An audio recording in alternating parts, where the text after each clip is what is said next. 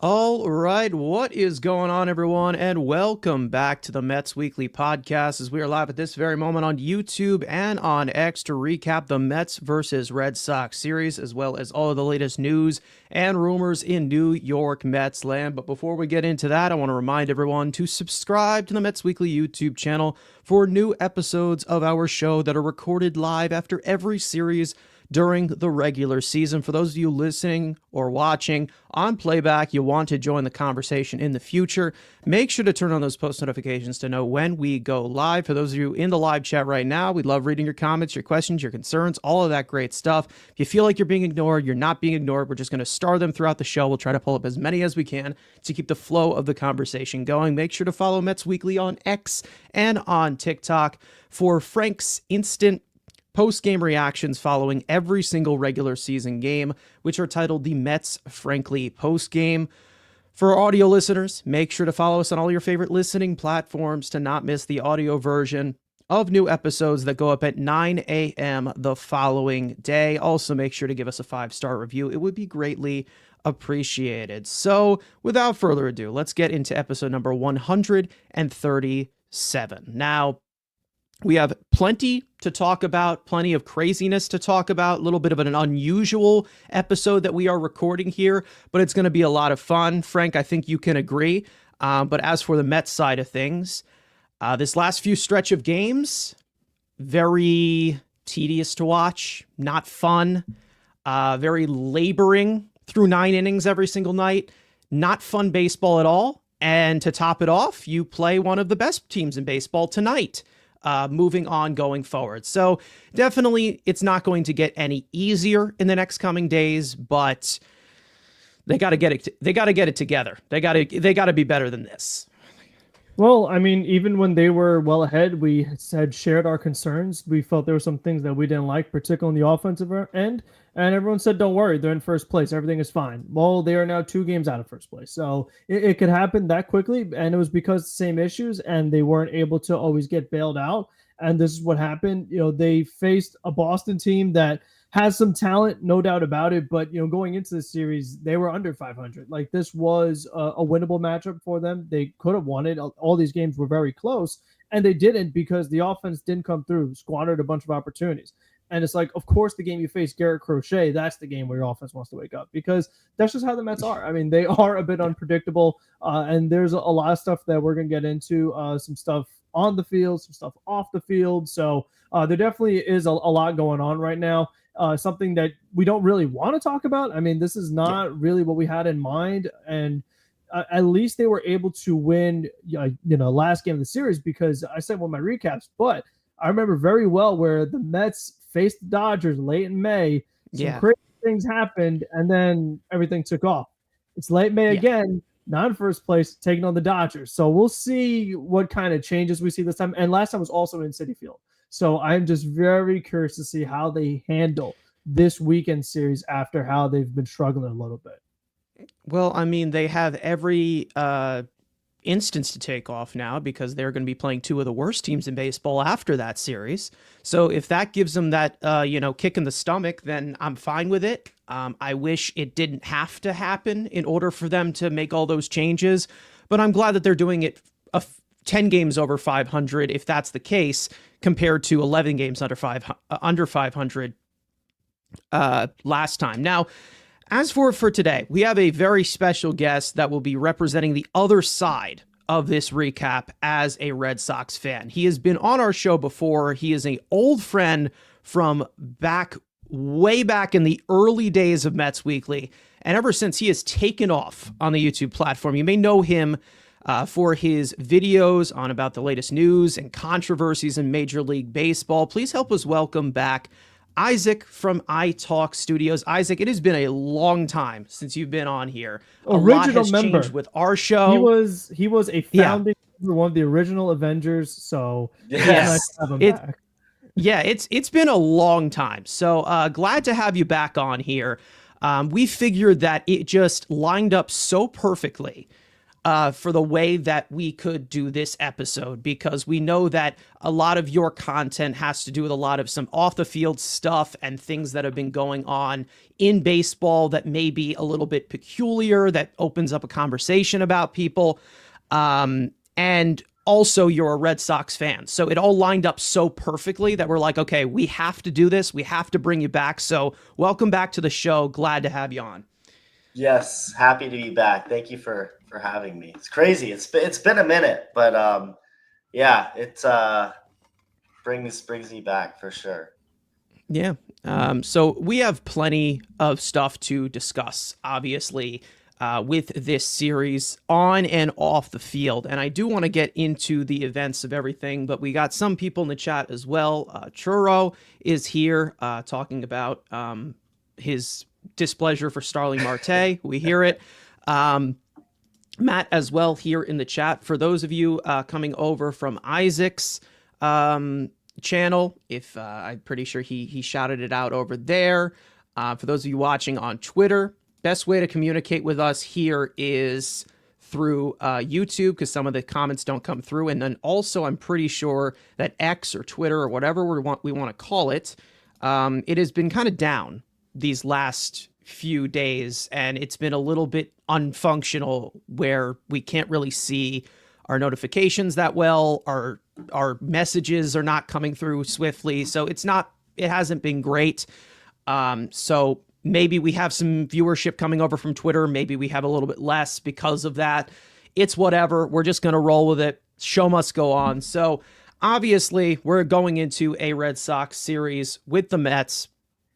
From our side, obviously, going into Fenway, coming off of a series in Yankee Stadium that was definitely underwhelming, to say the least, especially with how that was all folded up with. But I do want to get into what happened in this series in Fenway. Now, it may be a little bit less because of how less of the offensive production the Mets have had through those first two games of some of the notes I have here, but we're just going to roll with it. So here's your full rundown of these three games that we had in Fenway. Game one, Kodai Senga made his 9th start of the year, and after a rough start to it, he did turn in a quality outing, allowing 3 earned runs in the first 2 innings, but he ended up with 5 hits, 3 walks, 5 strikeouts on 100 pitches, down 3-0 in the third after a leadoff double by Francisco Alvarez and a grounder to the right side by McNeil to move him over to third. Tyrone Taylor would get the Mets on the board with an RBI single.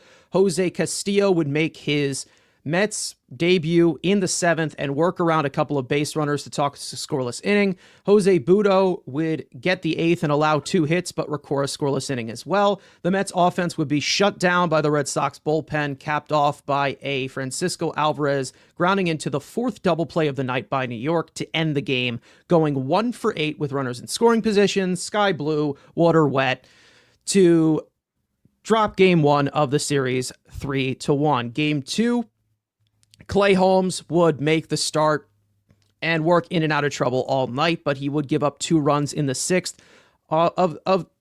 in the 6th inning of the game on solo shots by Carlos Narvaez and Rafael Devers, and he'd finish the inning to end his night. 6 innings pitched, 4 hits, 2 earned runs, 3 walks, 5 strikeouts on 90 pitches. Max Kranick would pitch the 7th and 8th, post 2 scoreless innings, retiring 6 of the 7 batters that he faced with 2 strikeouts. The Mets offense would relatively do nothing all night. 4 hits in total.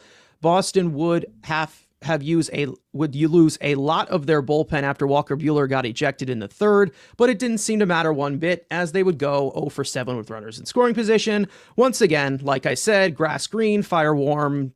Todd Frazier is from Toms River, New Jersey. Pretty much the usual as the Mets drop the first 2 games at Fenway, and in game 2. 2-0. Game 3, Tyler McGill would start the series finale and cruise through the first 4 innings, but run into some trouble in the 5th after back-to-back defensive miscues in the infield and a hit by pitch. McGill would allow the only Boston run of the night on a sacrifice fly, and after a wild pitch to make it 2nd and 3rd, he'd walk Rafael Devers. The Mets would pull McGill for Huskar Brazaban, who would get the final out of the fifth by striking out Alex Bregman and close the book on McGill. 4 2/3 innings pitched, 4 hits, 1 earned run, 1 walk, 10 strikeouts on 85 pitches. The Mets would open the scoring in the second with 2 on and 2 out. Brett Beatty would line an RBI single to make it 1-0. Tied at 1 in the sixth, the Mets would get the bases loaded with nobody out after 3 straight singles by Terrence, Taylor, and Acuna. Boston would go to the left-hander to face Brett Beatty, and it would backfire as Beatty would give the Mets a 3-1 lead on a 2-run single. Juan Soto would add to it with a bases-loaded sacrifice fly to make it 4-1 New York. Huskar Brazaban would come out of the sixth and the seventh, tossing a 2 innings and a third scoreless in relief with 4 strikeouts in total.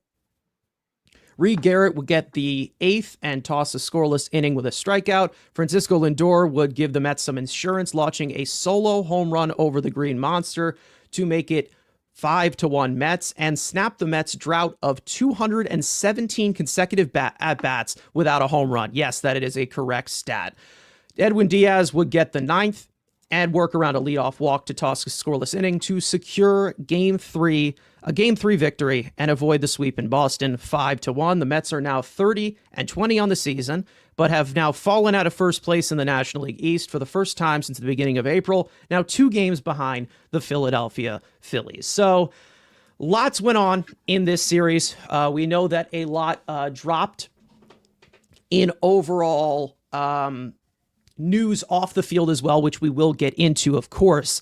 But Frank, I'm going to start with you here.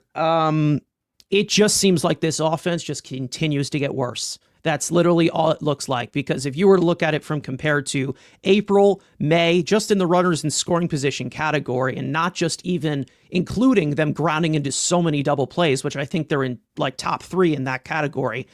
From April to May, the offense has been just putrid, awful. I mean, I don't even know how many adjectives you can put out there to say that this has just been a terrible offensive performance from a lineup that should be performing almost every night.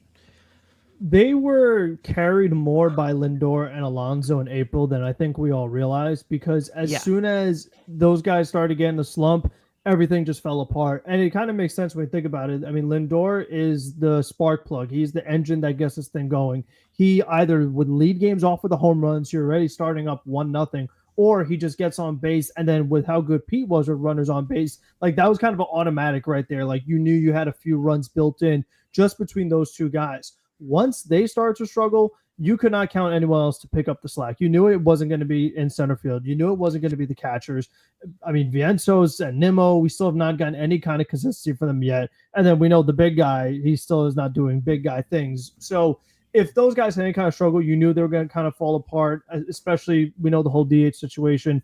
Winker down, Marte is kind of here, but basically plays like an injured player. So with all those things going on, this was going to happen. And I was hoping that maybe being in Fenway, it would help the right-handed hitters, but actually hurt them, because there were some that go out. The Green Monster didn't help, but then the Red Sox used it to their advantage. They went opposite field. Devers, with their lefties used the Green Monster. So like it wasn't an excuse. And for them to have this kind of home run drought was just absolutely crazy. I mean, like we said, the way this team is constructed, the power that these guys are capable of, it shouldn't be possible to see something like this happen, but it still did. And like you said, there's still no improvement with the men scoring position. Still the same exact problems with approach. And, they had it on the broadcast that like, oh, well, Eric Chavez said they're swinging at too many breaking balls and taking too many fastballs with running scoring position. And then it's like, while they're saying that, what's the team doing? Oh, fastball down the middle. Oh, breaking ball in the dirt. Let me go in the other batter's box. Let me go swing at that. Like, it's literally the same exact issues. So, I mean, you still haven't seen any improvement. Like you said, the numbers would tell you it's actually getting worse. So they made some changes a little bit. I don't think they were the right changes, because it was like, oh, we moved Marte to the 2-hole and we scored 5 runs. Well, yeah, it wasn't Marte. It was adding Beatty, who was there for defense, who was not allowed to play against left-handers. All of a sudden, your offense is much better. He's the one that got the hits or runs of scoring position. So You can't make it up. And even Torrens. I mean, Torrens had better ABs than Alvarez has had in like a week. I mean, Alvarez's singles to right field, great, but it's like the actual quality of the at bats were much stronger from Torrens. So that's not going to happen. Alvarez still going to be starter for now, but these are things they really have got to look at. Yeah, I don't know if Torrens is starting tonight. Is he starting tonight, or is it Alvarez? I believe Alvarez is behind the plate. Let me just double check that. Yes, Alvarez. Alvarez tonight. Okay, batting so ninth, by the way, catching and batting. Okay, ninth. So he's batting ninth, and then he's catching Canning, which I've seen that McGill has done better with Torrens behind the plate. And now Vientos is in the 2-hole.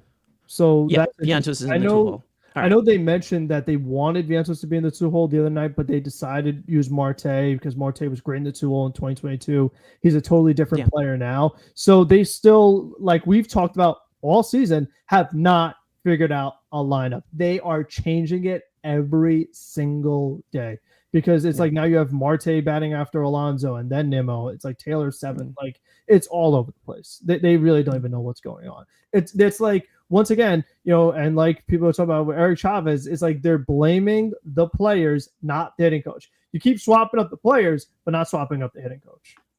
No, you're not. There's like a very lack of change and a lot of stubbornness, I feel like, from, making whether it is drastic decisions. But it just seems like, the interchangeable lineup. Now, Isaac, I'll go to you, obviously, from the Red Sox standpoint of what you saw on the field, because there's plenty off the field with this situation. Your impression of the Mets, because we all know that they had, expectations, obviously, going into this year.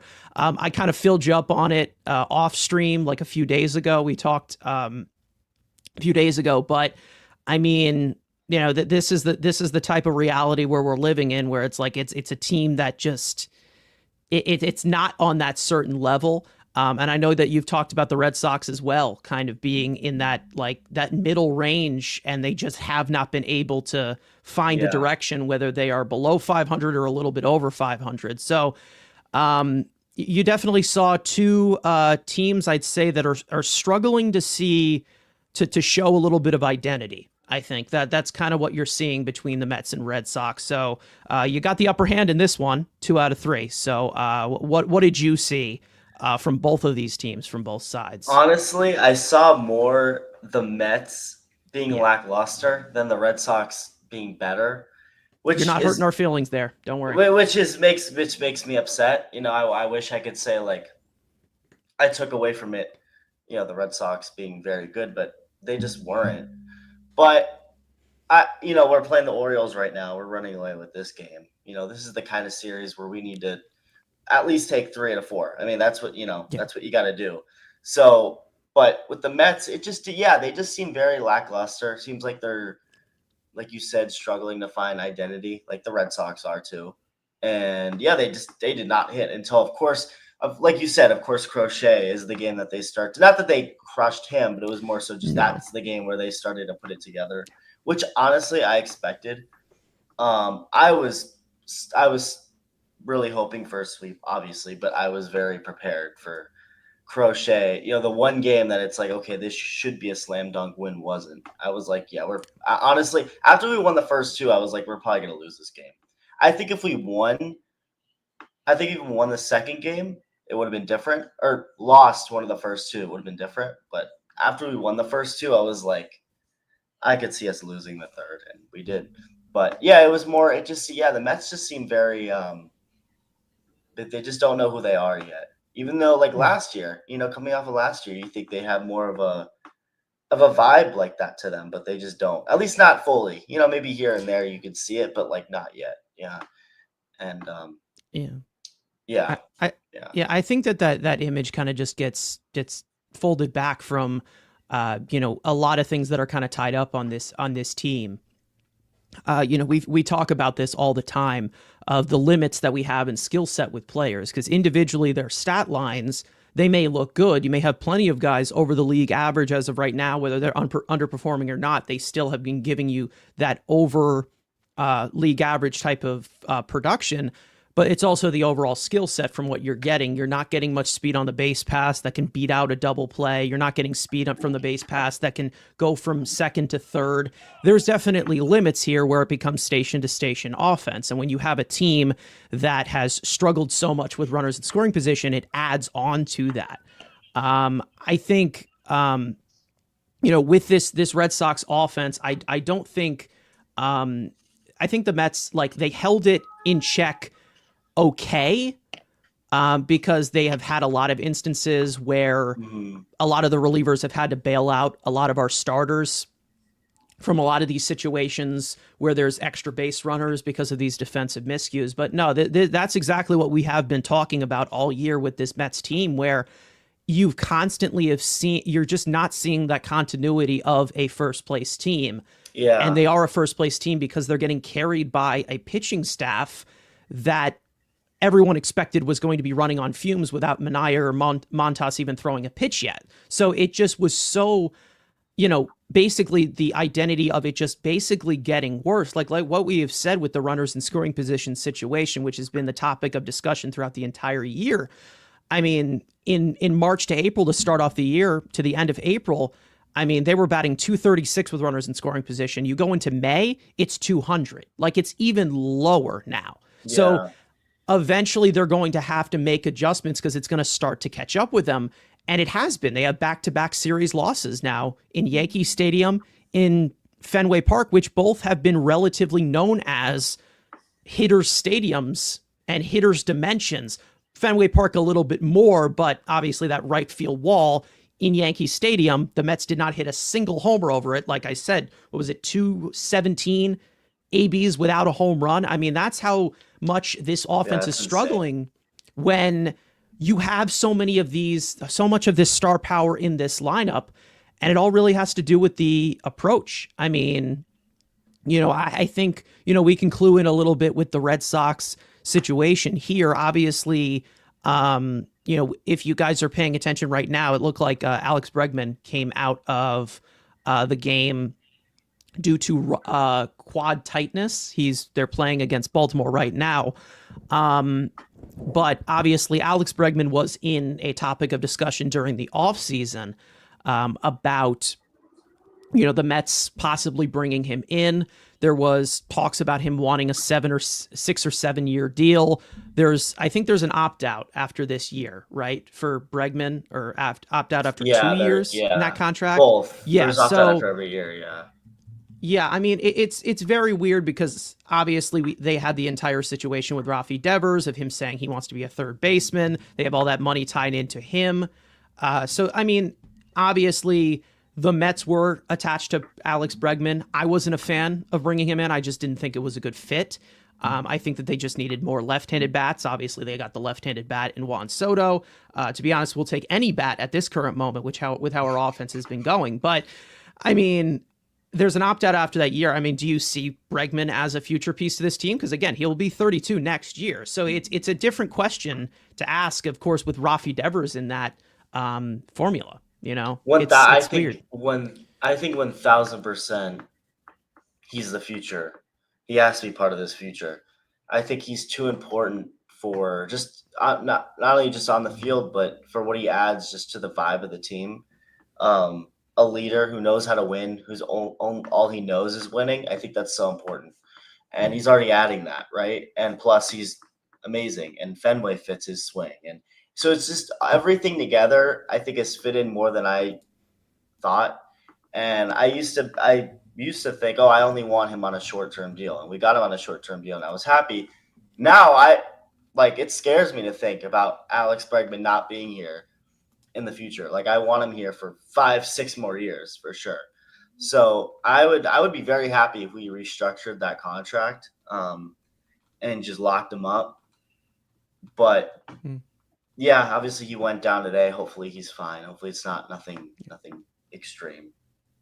Because he's been very important to this team. And I don't think it's a big deal between the whole Rafi thing. I think Rafi's crushing it. I think he's the DH from now on, and I don't think there should be an issue with that. Yeah, and obviously, it's rough to give $300 million to someone who's just going to DH. Obviously, we've had talks and jokes about, Juan Soto is going to be a Sure, DH when yeah. he's 35. But like that's her sort of value. But when you see what Rafi Devers can give to a lineup, I think that like it's really Yeah. easy to just point out that like this is an impact bat. We know that he's not the best hands at third base, and Bregman is one of the best. I think that the one thing that why it makes it such a good fit, obviously his swing fitting Fenway the way that it does over the right field wall, the way that it did with the Crawford boxes in Houston. But I think there's also a factor of with Boston having those young infielders coming up, those young prospects, he definitely could be a good connection for them and kind of mentor them into being MLB players and everyday mentor MLB players. Because you guys have that young kid Meyer, right? You have him in Yeah. AAA right Yeah. now. And Roman Anthony. Yeah. Yeah, you have Roman Anthony as well. I mean, you guys have a lot of talent that like has yet to blossom at the major league level yet. And a veteran guy like that in the infield, kind of similar to what we have with Francisco Lindor, with some of these young guys such as Vientos, who's still not good at third base, but has definitely helped him a lot.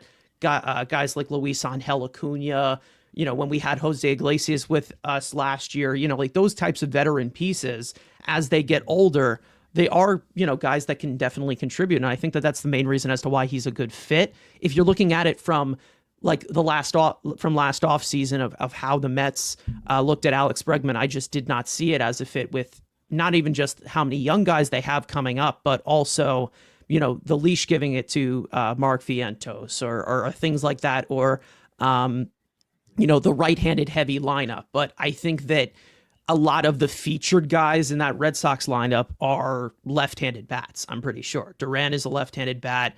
Devers is a left-handed bat. Like they have Yeah.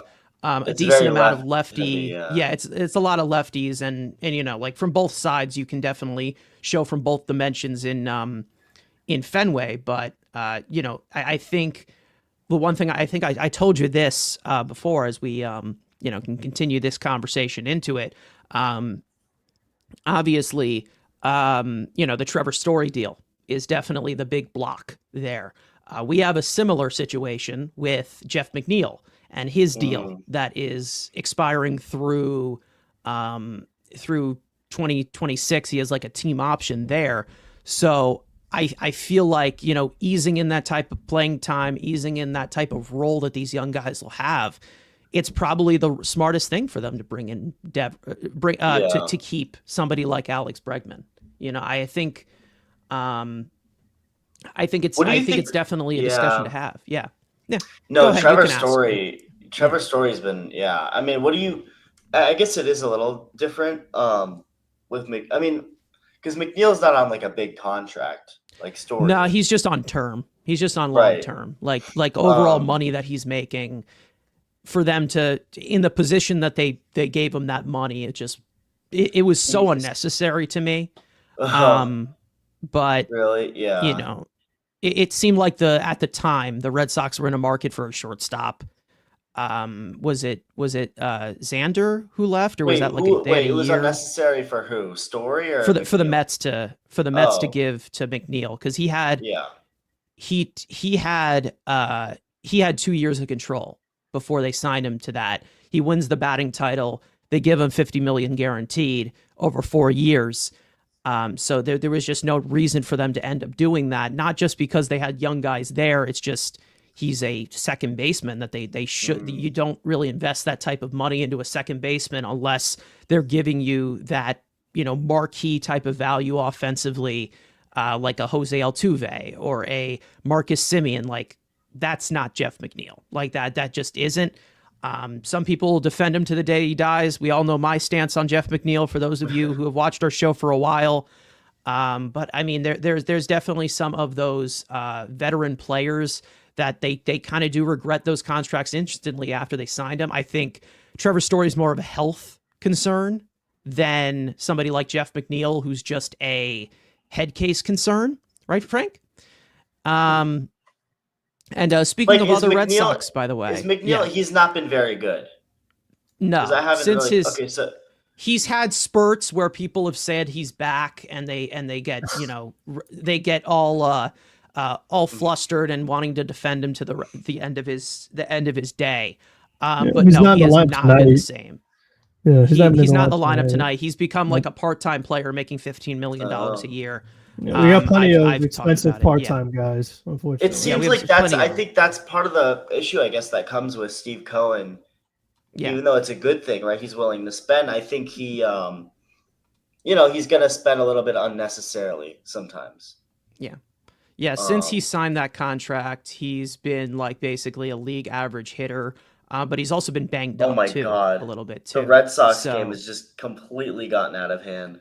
Holy crap. 16-3. Wow. Rafi just hit a grand slam off a position player. Wow. Yeah.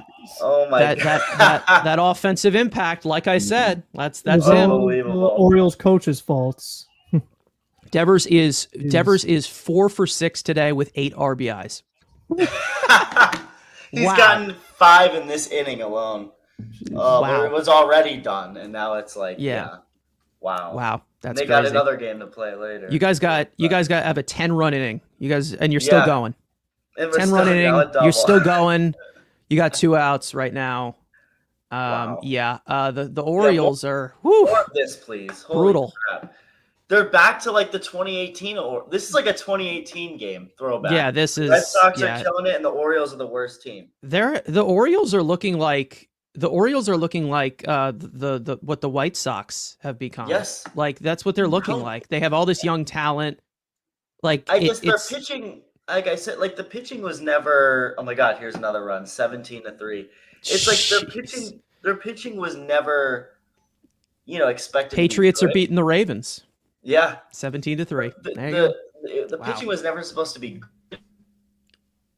I mean, I don't think any of us thought it would be this bad. Like, no, this is crazy. That's the crazy part about the Mets and Orioles. Everyone saw the Mets and Orioles as the 2 teams with the most concerning rotations going into this year, and that came true for the Orioles, which they're the worst. And the Mets have been one of the best. So it was like, we don't belong in that category because, David Stearns knows what he's doing here. And the Orioles are just like, hey, we got young talent. We don't want to build around it.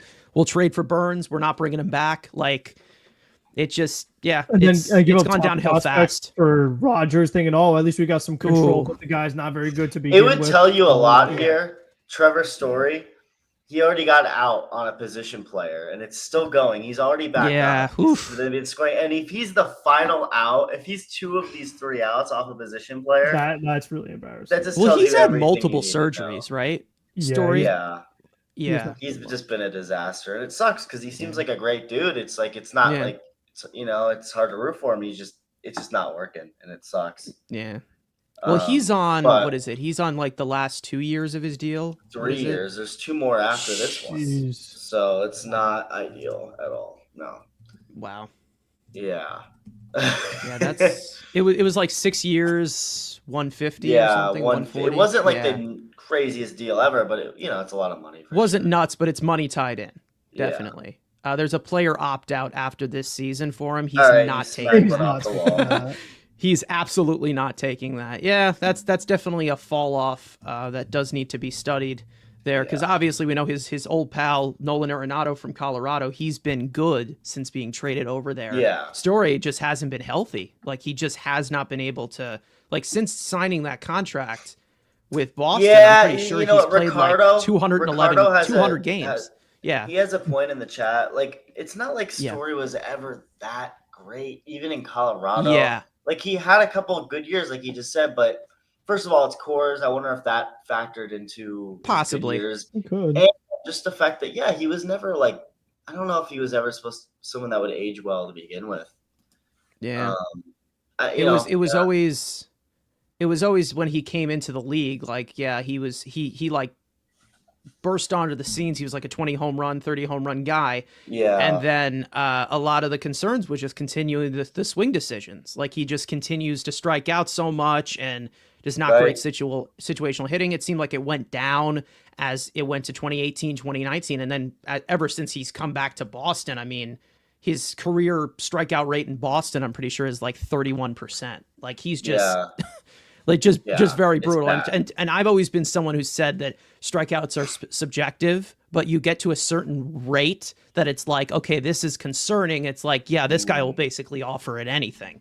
So it's insane. Yeah. I mean, yeah. I didn't realize how big of a strikeout guy he was, but that's a good parallel right there. Tulowitzki and Trevor Story to yeah. I feel like Tulo did find some more success though than Story overall. Yeah. Tulo was like the best shortstop in all of baseball. Then eventually he had his injuries and then he was done. Yeah. He was never the same. Yeah. I know he retired as a Yankee, which is so weird to think about. That's very strange. I thought it was a good fit for him in Toronto, but it just kind of fizzled out. Like that was just the end of that. Anyways, we're going on such a tangent here. But one little piece of information, if you didn't know this, that guy who broke up the scoreless tie in Game 2, Carlos Narvaez, he is the cousin of Omar Narvaez. Did you know that? Is he really? Yes. I did not know that. Oh wow. No. Yeah. Wait. One of them could hit. He's taking revenge out on you. Yeah. Omar gave us some great memories. It's all Clay Holmes' fault why we lost that second game, by the way, guys. This is unbelievable. Can't hold anybody else. I think they just got another run. No, it's finally over. It's 19-3 though. That's a 13-run inning.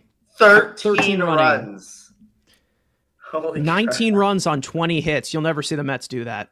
That'll never happen. So this is exactly what it's funny. Earlier, when we had just tied the game, and I'm thinking like it should be 10-2. Like the fact that it's not 10-2 is already frustrating. Well, I guess my prayers have been answered. Yeah. Oof. Cade Povich actually pitched a pretty good game. Yeah, he did until what's his name? They had from the Phillies. Sir Anthony Dominguez has been. I'm pretty sure he's been a disaster since they traded over from him. We remember. I'm pretty sure Alvarez has Gregory a couple bombs Soto off of Dominguez, right? Yeah, they have Gregory Soto. I didn't realize Alvarez has been so bad. I didn't realize that. Yeah, they are actually talking about him in the chat. We can't address I this saw. here. I never. Talk about the Orioles and disappointing guys. We could talk about Adley Rutschman too, right? Oh yeah. All right. Hey. Is this an Orioles show? Well, yeah, exactly. That's what catchers. I thought. Wait, what's about overrated catchers? And apparently the Mets have the only one. Yeah, kinda. Anyways, yeah, Mark is saying, is Alvarez overrated or poorly coached or combination of the two? Combination of the two, if you're talking about his offensive ability. Overall, as a player, I don't think he's overrated. As a bat, kinda. Yeah, I would say that. Whether he's poorly coached or not, I'm kind of disappointed from what I have seen, whether he has a good hitting coach or a bad hitting coach, because we saw him. The bat's just very suspect for me of him just leaving a lot of pitches on the table, leaving a lot of damage on the table. Just seems like when he makes contact, it should be louder than it is. That's just kind of how I see it. Was he your top prospect? Frank, like your number one? He was the top prospect in all of baseball at one point. Yeah, I remember that. Because it's like Jason Dominguez and him. I kind of that's wow. Number one in all of baseball. 23 right now. He's still young, but Frank, do you think he's still, on the Piazza train, or is I mean, he's losing track there. I mean, he's definitely not taking the right path to get to Piazza territory. As far as like poorly coached, we don't know yet because like he hasn't had another hitting coach. So until he actually has a different one, and if you saw the same results, then you'd be like, no, the guy's just not very good. But like if you have someone else, then maybe, because when he had all those home runs, Chavez is like, oh no, but that wasn't good. So it's just very strange because he's clearly making the effort to go opposite field. I mean, the game he had multiple hits in the series against the Red Sox, both singles to the opposite field. Like that was not his game coming up. Like he was not the number one prospect for hitting singles to right field. It was no doubt hitting ropes to left field. So about hitting ropes. Yeah, it's just not like him being an overall hitter. Like he's a catcher. Like if you have 25 home run power from a catcher, let him use it. You should try to take advantage. Let him use it. Like who cares about the 220 next to his name? Who cares? Let him use that power. let him use it.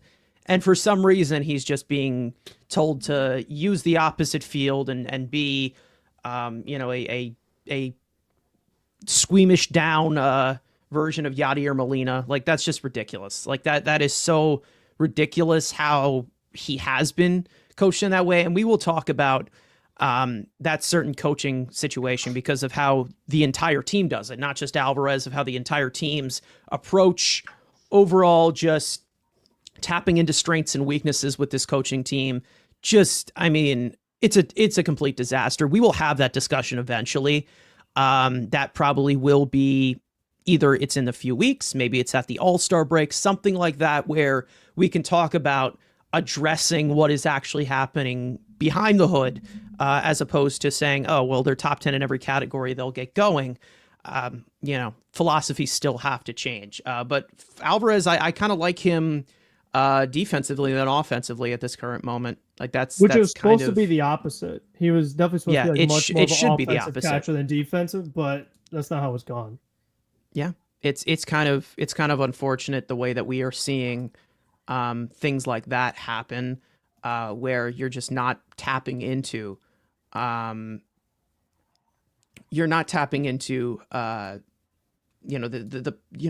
overall ceiling that he does have as a bat. And I'm not saying that he's a future MVP that can be the next, Buster Posey and the next this or that. Which is what it seems like he should be for being a number one catching. For being the number one prospect, it possibly is, but he had a bat that could be a world-beating bat, like a Salvador Perez type of bat. And it's just we're seeing a lot more of we're going at the trajectory of Gary Sanchez, like stuff like that.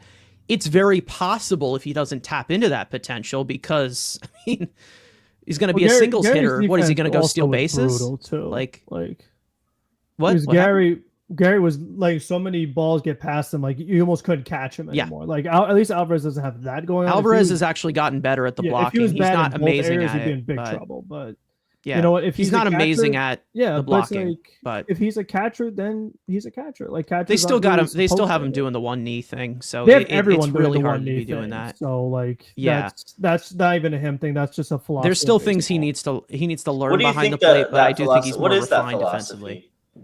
It's more of just framing pitches, to steal strikes. Basically, that's kind of how it is to like kind of square up that part of the zone. Yeah. Keith Hernandez hates it. He hates that philosophy. He hates it. He's like, they're down on one knee. I don't like that. The base runner is go. I mean, even though we have Alvarez and Terrence who both can throw out runners pretty consistently, obviously Terrence is on a different level of that. Like, he has one of the best arms behind the plate in all of baseball. But I think there does come to think of it when you do have some of these pitchers who can get a little bit wild, or there is maybe a cross-up, which we know that maybe cross-ups will eventually happen on this team, because at the trajectory that they are going with all these defensive miscues, roll the dice, it's eventually going to happen. Keith says singles are better than homers. Listen, Keith is our favorite boomer. All right. He doesn't listen. He's so out of touch, but we expect him to be out of touch with this game. That's the charm. It's a charm. It's so out of place there, but it's needed for memes. We all know Keith is there for the charisma. He's not here for his overall insight, but it all mixes together with Gary, Keith, and Ron there. As long as he doesn't go out of his way to give us statements that are not baseball related of, back in my day of, the get off my lawn types of tropes. I think it all meshes well. But Keith still has his humor that makes him funny and makes him unhinged, and sometimes it gets him into a trouble a little bit on social media. We've seen that happen a few times. One more on Alvarez. So this season he has one home run so far. We're all aware of, down the right field line against the Washington Nationals. In 2023, when he hit 25 home runs, not a single one of them was to right field. He had 4 to right center. Everything else was pulled. So I mean, go figure. The guy who has one home run, it's in a different location than the 25 other ones he had in 2023. That tells you 4 to center, I think. 4 to center, I think. Yeah, he had like left center. I mean, he didn't have any dead center. Everything was just straight pull. I mean, so I mean, that tells you that he has made some changes. I don't agree with them, but this is not the same guy in 2023. And that's his highest OPS season. Yes, the one that Chavez said wasn't good. So go figure. I mean, like, he had the better batting average year 2. Yeah. He has a better batting average now than he did. I mean, here's the crazy thing for you. He's like such a failure. His batting average up 40 points from 2 seasons ago, but the OPS is down even more than that. So it's like it doesn't. That sounds like a power hitting catcher that they're trying to turn into a contact hitter. Yeah. Ha! So that's kind of where. Well, that stinks. Huh, it's that like, stinks. Is Chavez happy now? He's like, oh well, he's not hitting under 220. He's hitting at least 250. Oh well. No, he's too busy signing autographs because he thinks he's so good. Yeah. Who? Oh yeah, he's talking. What was he talking about? Donuts or something on. The hitting coach does like to talk about donuts and post about he just flaps his lips. That's all he does. And we'll give a lot of instances where he does. No, he thinks that he needs to sign autographs. It's like invisible ego. You know what I mean? Like those guys who just think, they think that they're so amazing, but they're not. Remember that home run off of Jason Adam where he turned on a hanging slider? He doesn't try to do that anymore. Or the anymore. walk-off against Sir Anthony. I mean, it was the same thing. I mean, he pulled that thing. Like, no opposite field there. This is my shit. What did he do? Like he pointed down or whatever. Mm-hmm. It was aura. Like everyone loved it. Yeah, and now this year it's just not the same. It's just you can't get aura out of singles. He's just here to play the right way now, like all the old folks did back in 1972 when Frank was 12. Anyways, good old days. Anyways, and the Red Sox won 19-5. So 19 runs on 20 hits. They better not wasted all their runs. They still got to play again a little later on. Yeah. Oh, they have a double energy. This is a double. Yeah. Interesting. Okay. Oh, how's Jose? Wait a minute. Where's Jose Siri? Injured. We'll get to him later on. We'll get to him in a second, actually. Frank, I'll turn over for you for the injury report. We did get an update on Frankie Montas just as we started off. So if you want to read that one off from Anthony DiComo instead of that, I could copy and paste it in if you want me to. No, I got it. You can flip flop. Okay. I could just making sure. Flop. Helping the elderly. All right. To StreamYard?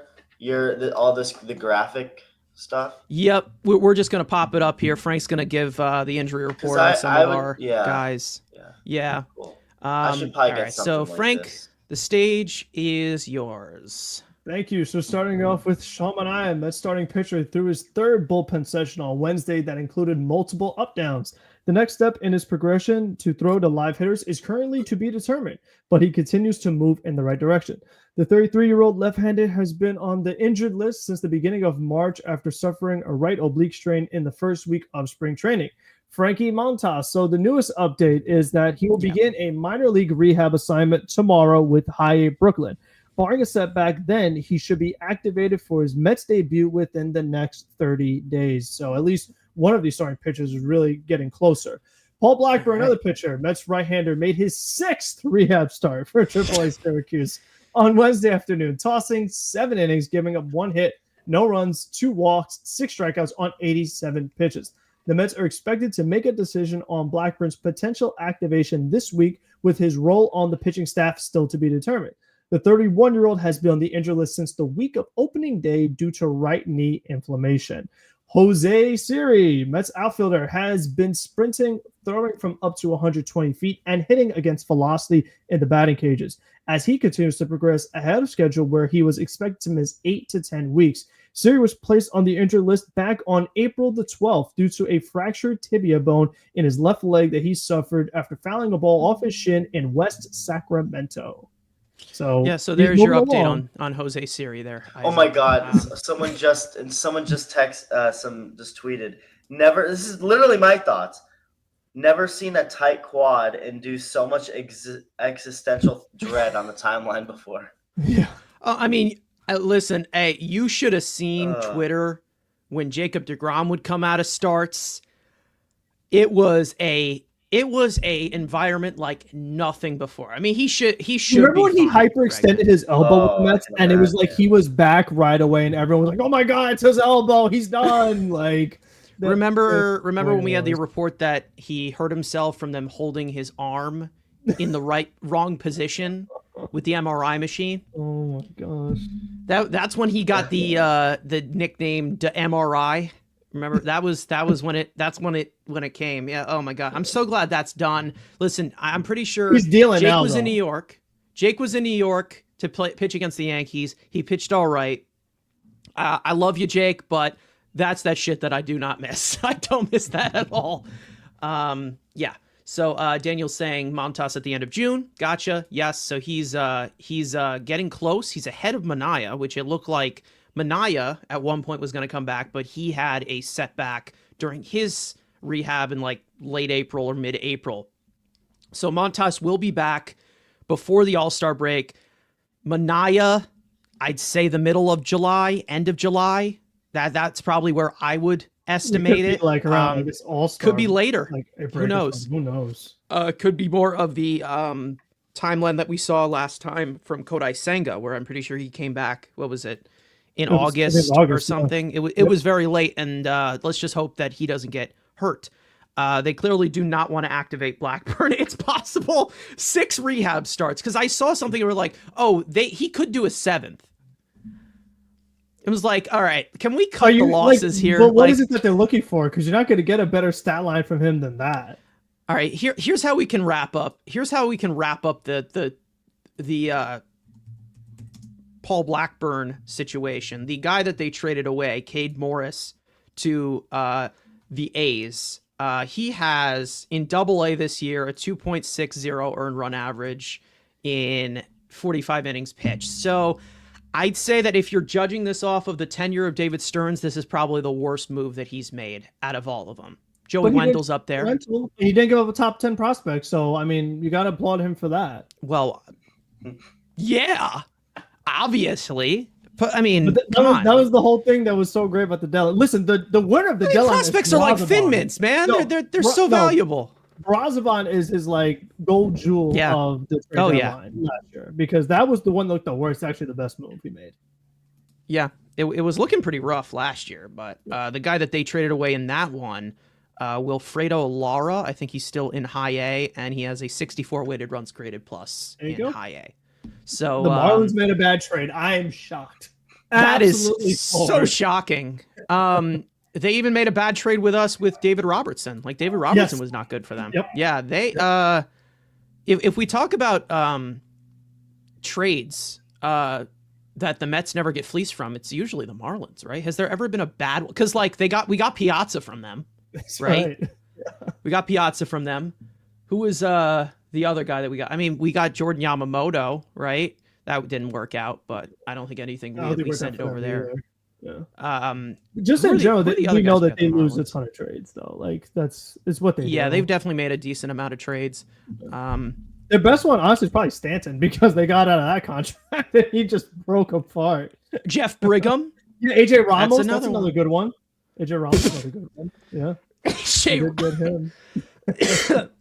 Oh God, that's rough. I'm pretty sure there was one other one that was very, because we're looking at around the league, the Mets and the Marlins. What is it? Trade history. They've made a decent amount of trades. Yeah, Jeff Brigham, and we had Eliezer Hernandez, who never threw a pitch for us. But yeah. Well, and obviously they made another bad one with Luzardo, because he is going off for the Phillies, so they just continue to make bad moves.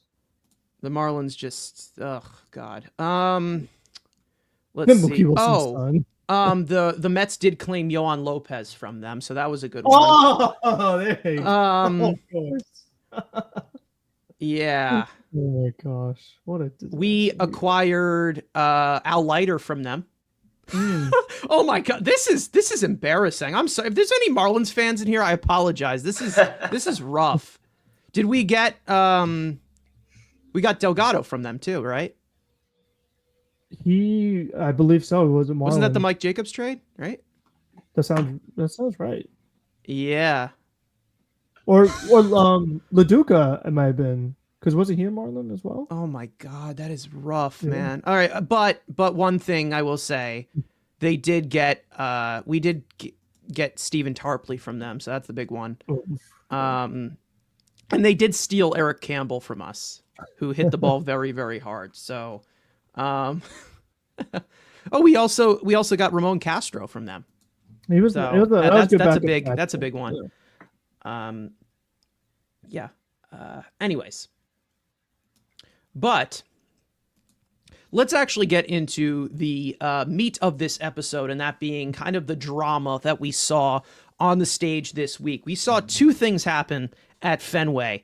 And as to what we are seeing here, I want to start off with the Juan Soto stuff, because obviously this is more of a big topic. It hasn't been resolved because we did see some stuff afterwards of what happened with Lindor and Buehler. But with Juan Soto in this whole situation, obviously in the first year of a big contract, we did get some quotes about from Mendoza and Juan Soto, kind of a little bit of a back and forth here. So what happened was Juan Soto thought he got a hold of a fly ball off the Green Monster. It ended up not. He was not hustling out of the box, and obviously, as Isaac will tell you, and plenty of Red Sox fans will tell you, you got to hustle out of the box if something goes off of the Green Monster, or it's going to end up being a single no matter what. It's going to be a long single, and that's what it ended up being. We also saw this flare up a little bit in Yankee Stadium as well. So I do want to give up a little bit of a recap of what happened here. They asked Mendoza about that lack of hustle after the fly ball off the Green Monster, and Mendoza ended up saying that we will talk to him about it tonight. Obviously, if someone gets a hold of one and knows when he gets it, it would be Juan Soto. He said he thought he had it with the wind and all that in this ballpark, anywhere in anyone, but particularly one with that big wall right there, you've got to get out of the box. Now, Soto did say in response about his awareness on the base pass, saying that it's a really short Green Monster. I tried to get to second, but it was not enough. I think I've been hustling pretty hard. If you saw it today, you can tell. So a little bit of a pushback there from his manager. Now, when this first topic came to glance, there was another play in the finale of Yankee Stadium. The game was tied at 2 before everything came crashing down in that 8th inning. But in the top of that inning, Soto did not fully run out a ground ball to second base that required a diving stop and a tough angle for somebody such as DJ LeMahieu. And that was in that series finale. So that was definitely the first thing that came to light. And then we saw it off of the Green Monster as well. So it has definitely been a lot of discussion with Juan Soto of, is he happy here? He's not smiling. He's not shuffling. He's not this. He's got this big contract. He's underperforming. There's so many different angles that you can go at this, obviously. Frank, I'll go to you with Mendoza's comment, because we've talked about Soto underperforming so far this year. It's very easy to say so, but obviously the lack of hustle is something that will never, and I mean never, go by slick in New York. Lack of hustle, fans will hate you for it till the day you die. If you continue to do things like that, especially New York fans, not to mention with $800 million attached to your name. So definitely odd. I'm not trying to say that I don't think that there's any conflict between Mendoza and Soto with those types of comments, but out of what we have seen so far, stuff like this cannot be happening. I think you can agree with that. I mean, it can't be happening, but it continues to happen, and no one is going to hold him accountable. I mean, you got a bunch of nice guys on this team that they let this stuff go on, no problem. And I've been disappointed, too, in our captain, Francisco Lindor, who continues to not slide into second base. I mean, how many times could we have, and all these double plays we've been to, there are times we could have avoided these double plays, or he could just been safe at second if he would slide. Doesn't do it. How many errors has Lindor made at shortstop? Careless errors, just flat out mental mistakes, routine plays, just not fully focused. No problem. He's the captain. nobody holds him accountable. Brendan Nemo is like the nicest guy in the world. He's a leader in some ways, but if someone's not hustling, you're not going to hold him accountable. There's just nobody around this team that could hold everyone to a certain standard. I said it before, but when Jose Iglesias left, and not for what he does on the field, when JD Martinez left, you had no veteran leadership. You cannot have Starling Marte be your veteran leader when he is the king of not sprinting, not hustling, because it just becomes an acceptable standard. That is what everyone does. Soto couldn't get away with it with the Yankees because he had Aaron Judge, who actually holds people accountable and will say, listen, we can't do that here. We have a standard. He does not have the strong leadership around him. Mendoza's not going to do it because he's like, oh, we're going to talk to him. Yet it continues to happen. I'm kind of surprised with that, though. That's the thing. I remember Mendoza being the one to get on Gleyber Torres when he wasn't running because out, that's Gleyber Torres. It's different when it's and Gleyber's been doing well for Detroit. It's nothing against Gleyber, but there's a difference between Gleyber Torres and $800 million Juan Soto. Oh yeah, you can't say anything to the Golden Boy. You can't. You can't hold him accountable. No. Everything is fine. He does same thing with Jeff McNeil, right? But McNeil always hustles, though. At least give him credit. He is the one guy that he does always hustle. So I'll give him. He looks kind of weird when he does it, so I don't care. Yeah, and Nemo hustles too. Nemo always hustles, but he hustles some of the other guys, on walks. Exactly. Some of the other guys they don't, and no one's holding him accountable. It just continues to happen over and over and over. And Jose Iglesias, he ran out everything, no matter what. Even if it was the weakest hit ground ball, he ran it out. And what he did in the locker room, and JD Martinez has said this, but he was just a guy who was always talking, just in a good way, just like always holding everyone accountable, just like the vocal guy in the clubhouse, been there, done that. There's just not that vocal guy who just keeps everyone together. Because remember, when the Mets fell apart, it was when they called up Iglesias. That was one of the big things that got them going. Now they're on a decline in second place now. There's no veteran that's going to come up here and get them going. There's no rally song. There's no OMG. There's nothing. Like I'd say they've lost a lot of their flair. They really have. But that, you know what? Here's the. Yeah, I will say with that though, like that didn't come along until midway through the season. It was in June, and so and then even after that, the Mets didn't really catch fire until the last couple months, right? Last year. They didn't really fully show that they were like, okay, this is. I don't blame them for the whole. I don't blame them for wanting to let go of Iglesias because even though if you're just going to talk about overall production, he has not been great for San Diego.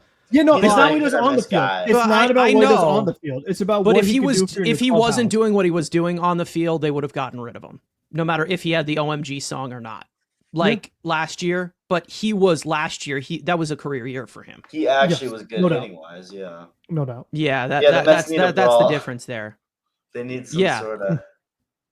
Yeah, that's the thing. We will get into that because I think that kind of clues into it. But when it comes to this, well, the other thing too, the other thing about Soto that really drove me nuts was when he said he was sprinting, and it's like. Well, listen, Juan. Don't lie to me. We have StatCast that shows your whole career, and the numbers say otherwise. You are not sprinting. So, for him to just lie when people have access to the data that shows that he's wrong, to be fair, we have a hitting coach that doesn't look at that. Hasn't he? So hasn't he been stealing bases more too, though? He has been, and he kind of made up for that. Picked off. He should be getting picked off because he takes off way too early and just. Yeah.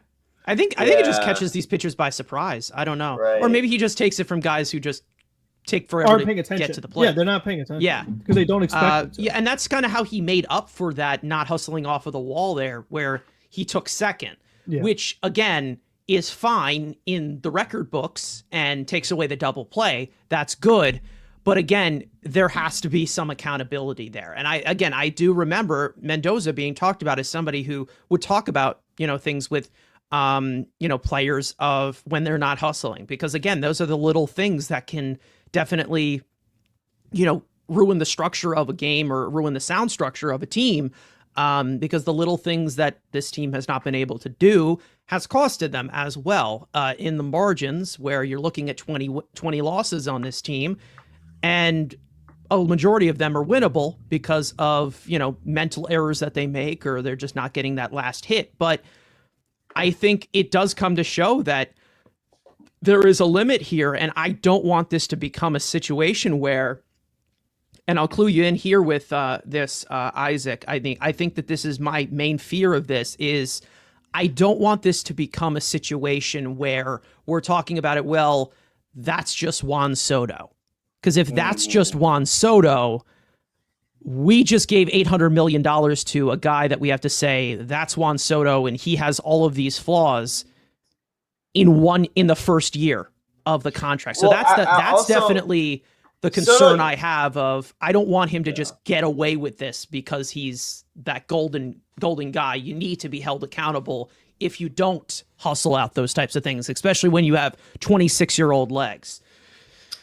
Yeah, he used to be but I don't know. Again, like he isn't doing the shuffle. He doesn't seem to be as like gleeful as he always is. And and it comes back to, I think, just him not crushing it. I think once if he like goes on a crazy run, he gets 4 homers in a week, goes off. It's like I think he'll start getting back to the kind of vibe around him that we all know. Because Soto never seemed like a guy who didn't hustle. Not that he was ever like a quick guy. But he wasn't ever like, oh, I'm just going to like a Machado. I don't know. It wasn't like. Yeah.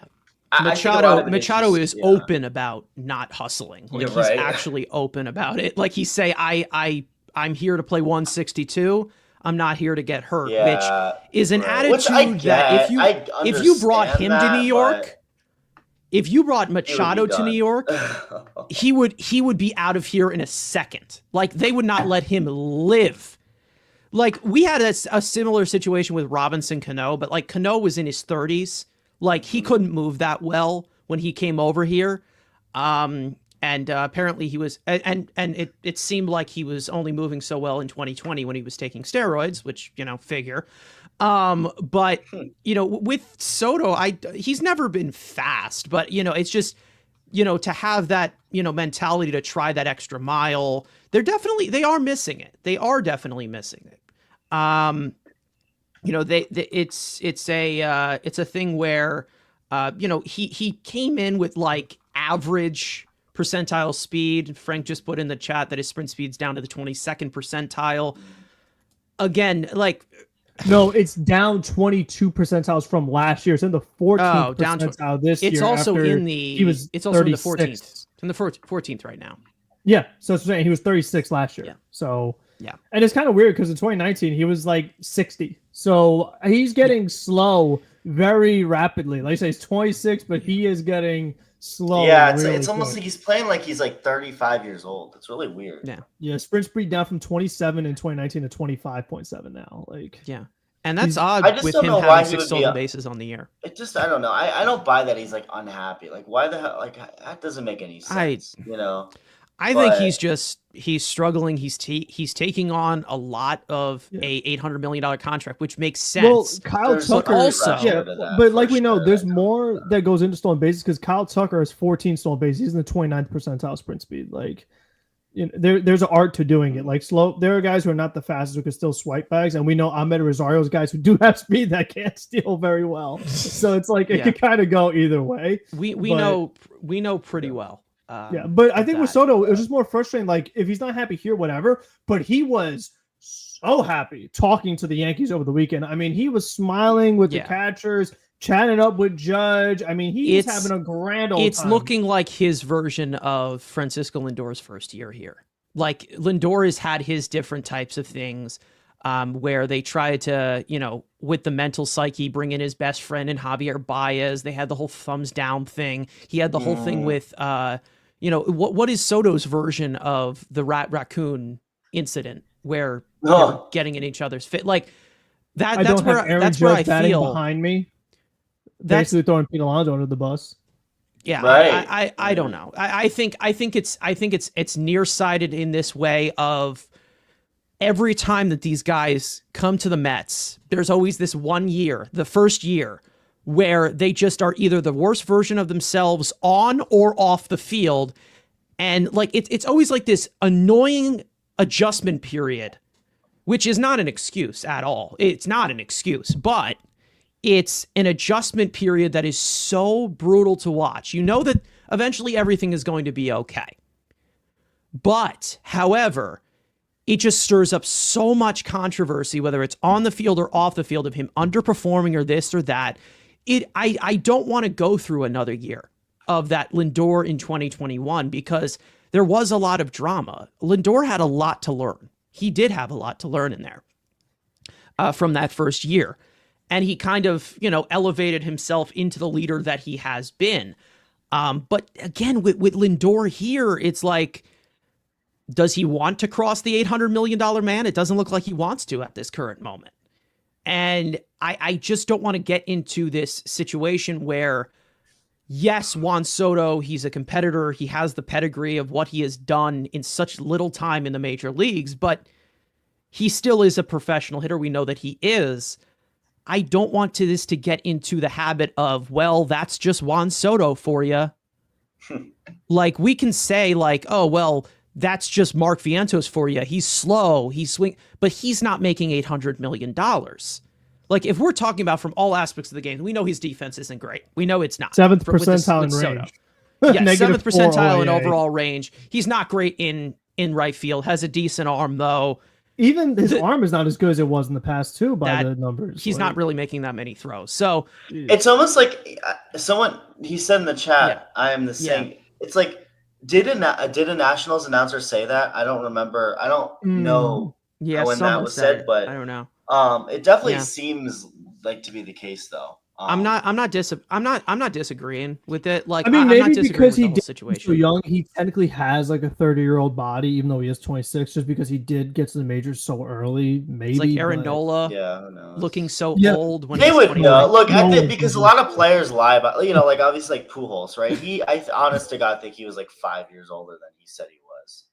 Possibly. I mean, wasn't there that guy in the NBA, Thon Maker? Everyone thought he was like 35 or something. There's been some weird age things. So. Like, and Soto's always looked a little older than he is, but I mean, facially, he's always had the baby face. Like, he's always had the baby face. Yes and no. I don't know. Yeah, I guess. Like, I don't know. He's always kind of. Yeah, I guess. I don't know. But like Rafael Devers. We'll see. Like Devers looks like a child. He still does. Like, he still has the baby face. But I don't really look at him as strike of innocence. Yeah, right. We're still seeing the Juan Soto of hitting tools, obviously translating to the underlying numbers, which makes me feel it's like, okay, it's gonna be fine. But however, it's gonna be a long road until we see it visually. And we did get a post from somebody, one of the illegitimate guys, who said something from the Scott Boras mouthpiece here. Hold on. There was something from Mike Rodriguez, who's actually been accurate. Yeah, could we also just make sure that everyone here knows, like, in case they don't, that the whole Juan Soto on the private jet thing was fake? Like, that was just it was accurate. Jeff Passan confirmed that. Yeah, yes, just so if anyone didn't see that, like, that whole thing was fake. Like, that was fake. Of course, which Sunday Night Baseball, just like, they just say stuff. Like, they just say things that are flat out not true, and people believe it. Because, they said it on the broadcast. It has to be right. Hey, ESPN is owned by Disney. Come on, don't fuck with the mouse. Come on, don't fuck with the mouse. Anyways, there was. Are you a man or a mouse? Yeah. Are you a man or a mouse? Anyways, Mike Rodriguez on Twitter said something from Scott Boras. He said he mentions that he could have gotten more money from Boston, Juan Soto, because there was some talk about that.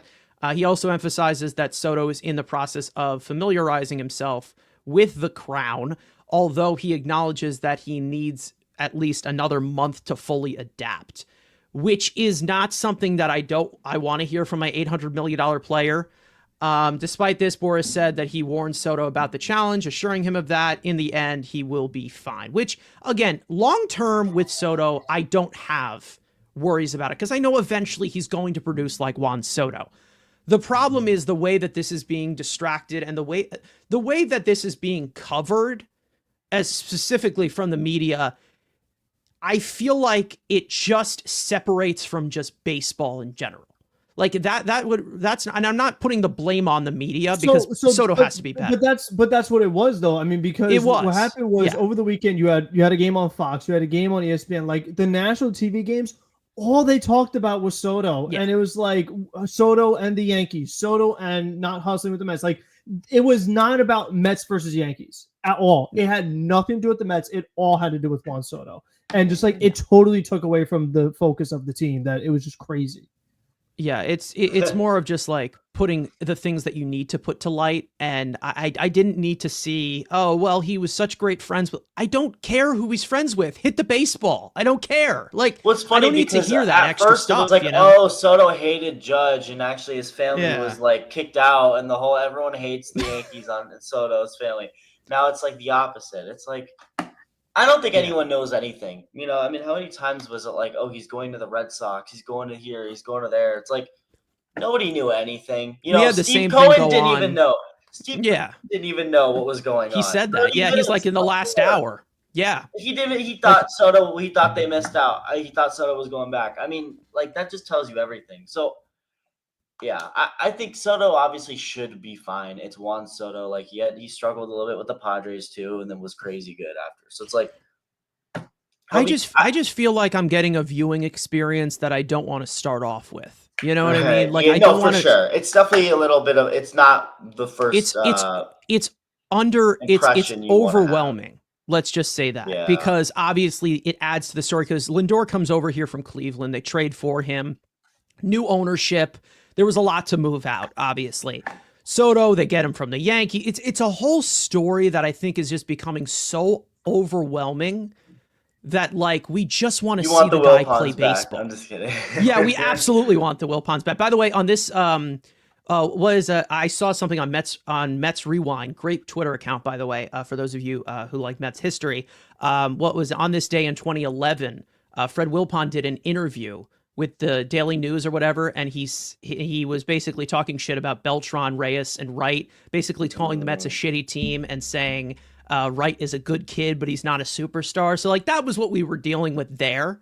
Wow. Obviously, you always have the media nightmares. Yeah, was this recently or was this years ago? No, it was 2011. That was 2011. Okay. So when he was still on, okay. Mm-hmm.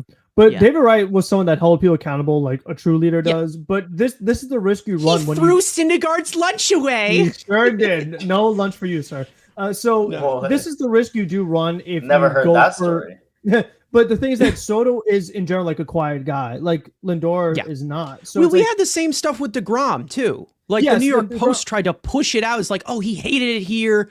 He didn't return Billy Epler's text, which I wouldn't either. Billy Epler's a moron. But again, it's more of just the fact it's like nobody like Jacob DeGrom is the most standoffish. He's the most socially awkward person known to man. How does anybody know what is going on? I'm not denying that he wanted to be here or not. I'm not in the guy's head. A lot of pitchers tend to be, by the way. Have you noticed a lot of pitchers tend to be like... And we had Scherzer, one of the weirdest guys we could have. Yeah. Like one of the weirdest guys in the league. We had him too. And Bassett. What's his name? From the... he was on a Hall of Fame trajectory. Greinke.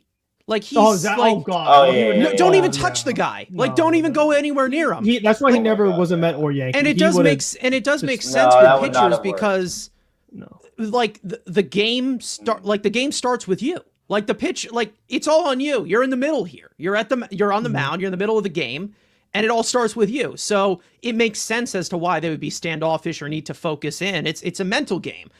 Something that we saw on full display, like guys like Tyler McGill, which. I like, but mentally, yeah.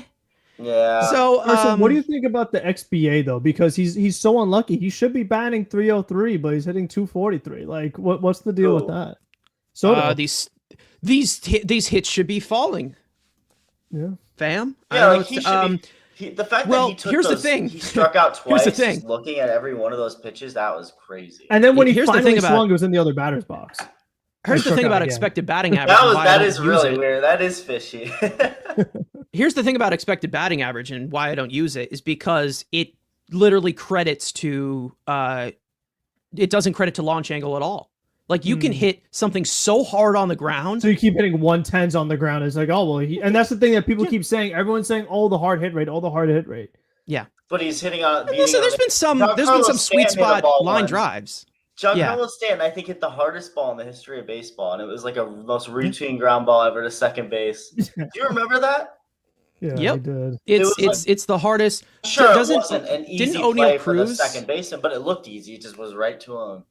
Didn't O'Neal O'Neal Cruz did pass hit him, one or like very he came hard. close, right? Oh, O'Neal he Cruz definitely is a has freak, come by the way. close. Oh, he's a. Oh, O'Neal Cruz there we is a freak. go. You That's have, what he. I'm saying so that- I'm happy to see him reaching his potential more this year Yeah. because O'Neal Cruz top that naturally, but he's only hit he's like 20 homers a year. I think a lot of that is because he's probably just swinging. And Yeah, we have a so much, similar right? guy Like, right now who's make coming close to contact. returning. If he makes more contact, he hits the ball harder. Except he's having trouble making the contact. But this year, I think he's been better. I mean, he's just a pure. He's just a pure power specimen. Like that. That's what a guy like O'Neal Cruz is. I mean, we have somebody similar in that play style of a free swinger, an oversized infielder in Ronnie Mauricio, who's coming back from a torn ACL injury, and he's playing right now. There was actually rumors about him being called up yesterday, but they ended up not being true. Andy Martino did his usual crap on everything to any joy of Mets fans. But wait, what was the report that he? Yeah, so Ronnie Mauricio's put something out on Instagram yesterday about him, being in New York or something, and everyone thought he was getting called up or something, and he wasn't.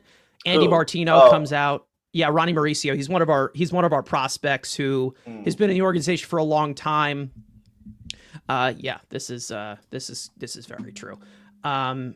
Anyways, but when it comes to him, he has that type of tools from all angles that need to be tapped into, and there's still things that he does need to improve on, more basically the overall swing decisions, but he will swing the bat. Like he's aggressive, and I hope it always just seems like, I mean, to be honest, I'm seeing our young guys have better situational hitting skills than some of the old guys. I mean, we've seen Beatty do pretty well in some of these situations. I'm not going to lie. And listen, I am not a Beatty fan whatsoever, but we've seen Beatty do well in these situations. We've seen Alvarez drive in a few. Vientos was last year.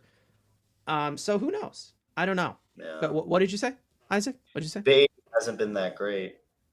Beatty's last few days, he's been great, so he's automatically the future superstar in Mets fans' eyes. No, Beatty's actually, Beatty has actually shown that he's like. Wait, he's what? He's Wait, shown what himself as an MLB superstar? hitter for the last few weeks. Yeah, everyone thought he was the big superstar. The second place, or what was it? The first place, Brody Van Wegen into your guy Chaim Bloom, who drafted. Beatty, who failed fifth grade or something. What was the whole thing with him? I don't even know. He was drafted as a 19-year-old. He was drafted as a 19-year-old high schooler. Whole thing was especially. He was expected to be so advanced or whatever. What? I mean, recently Beatty's been okay. I will say Beatty has been okay. But either way. Speaking of performance and other stuff, I do want to get into the other piece of controversy. For those of you in here, by the way, make sure to leave a like on the stream if you have not already. Subscribe. Make sure to subscribe and follow Isaac as well. His links are in the description. Thank you to him for joining us for a long-winded discussion of Mets, Red Sox, and overall MLB drama, like we said. And speaking of that MLB drama, let's get into the other point. Now, we had some stuff go on with Lindor and Walker Buehler this week in the second game of this series. Now, we had a little bit of a back and forth with them. It actually wasn't really a back and forth. It was more of just reaction to reaction. But I do want to go into some of the stuff that went on for those of you who did not see it. Now, Walker Buehler was pitching against the Mets in Game 2. And in the third inning, Buehler ended up hitting Lindor in an 0-2 pitch on the back/left foot, whatever you want to say, from the left side of the plate. Buehler seemed to disagree with it, and he kind of believed that Lindor may have leaned into the pitch. You saw Lindor steal second base on a 1-0 pitch to Soto, which was in the zone, but it ended up being called ball two. You had Buehler argue, and he was ejected by home plate umpire Mike Estabrook.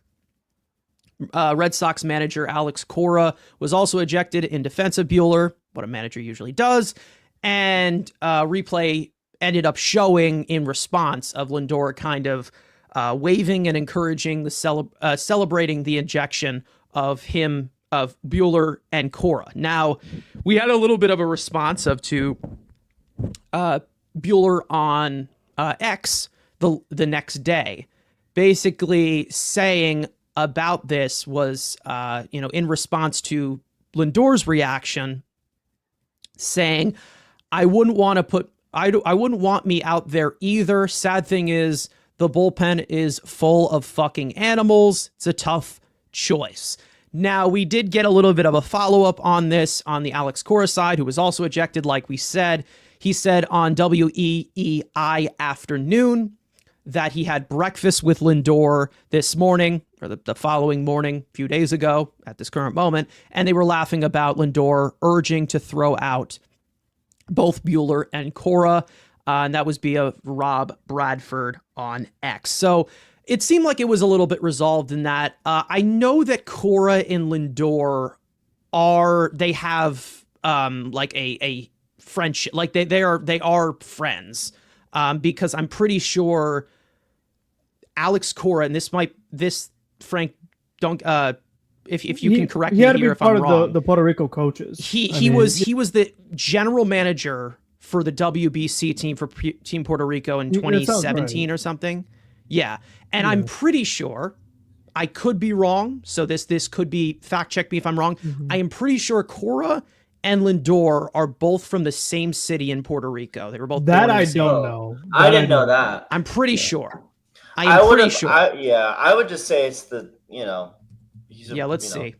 Fellow Puerto Ricans. Yeah, I can see. But overall takeaways from this, obviously, again, your fellow countrymen, Frank, you hear, am I going to have to be the moderator here between you and Isaac? You guys going to throw hands here? What were your overall thoughts with this? Because again, this kind of does clue in back to like something that maybe Buehler screamed at Lindor back when he was on the Dodgers. Apparently, that's what people are directing it towards. So it was so odd. I have a little bit of a take on it, but I want to hear what you think. Obviously, weird situation. Let's just say that. Very, very odd. Did not expect that to flare up the way that it did.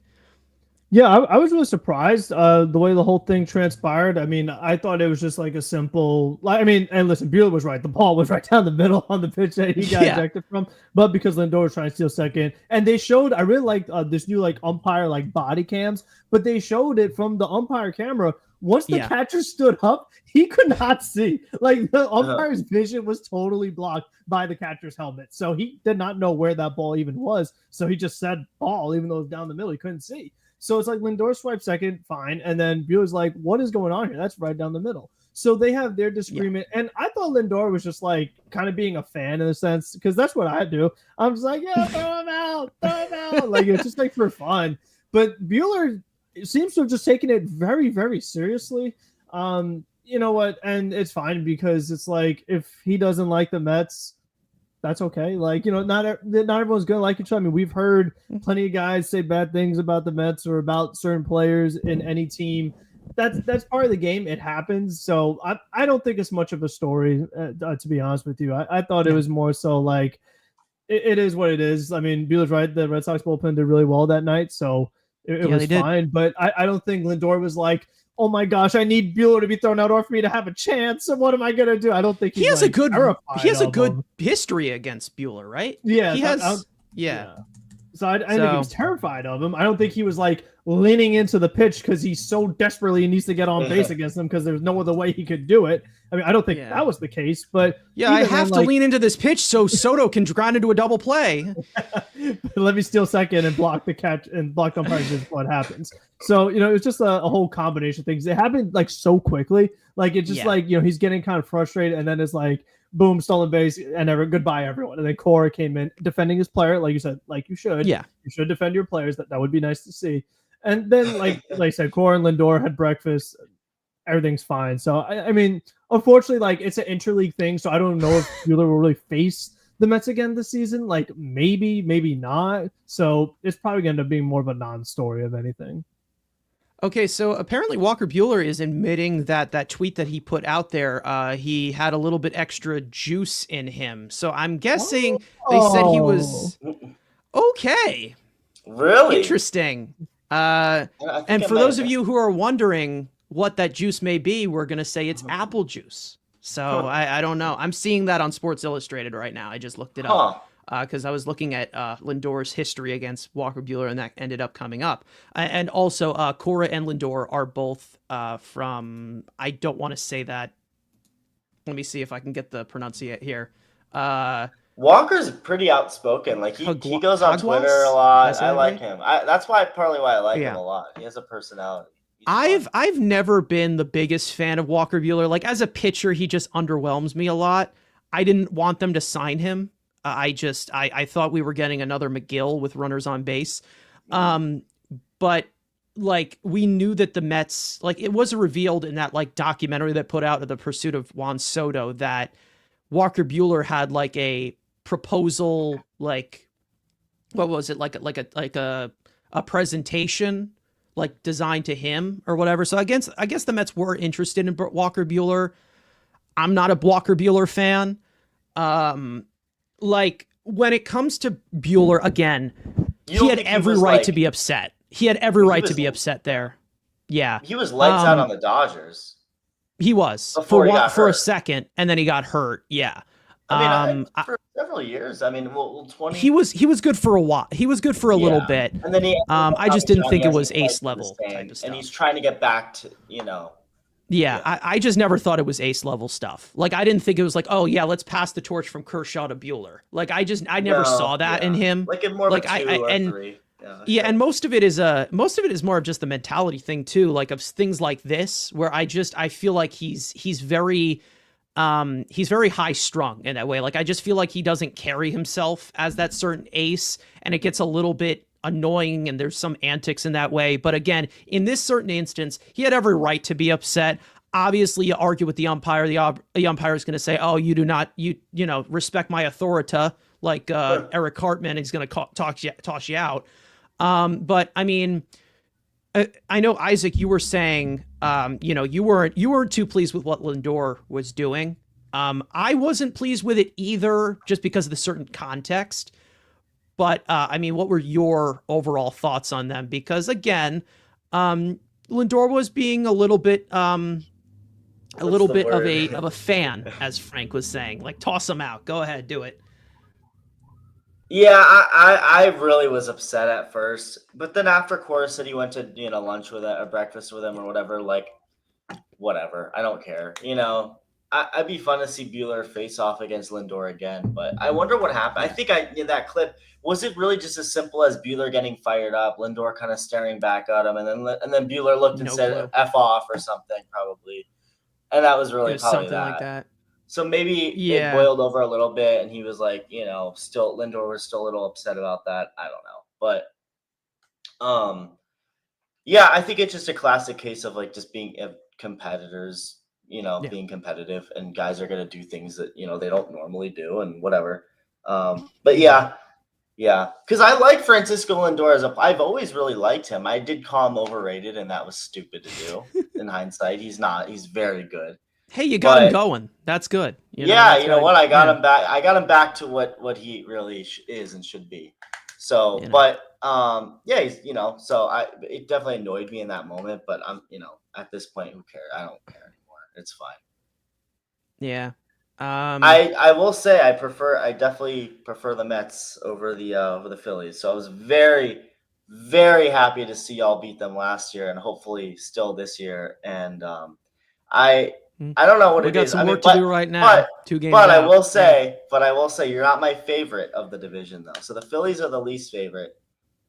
I don't know. The Phillies just have always annoyed me. The Braves are probably the team that I'm most You're fond of. talking to a Or fan base Nationals, that is you're talking to a fan base Nationals. that has lived through so many Phillies teams that have annoyed the living shit out of us. So How great you're not was going to get that? any How great disagreement is that here. though to have that one up on them right now though after beating It them? is great. I mean, that's It is great. great. I mean, that's It feels good, especially it for like was just so cool to see the Mets pull a Phillies on the Phillies, being the Yeah. wild card team.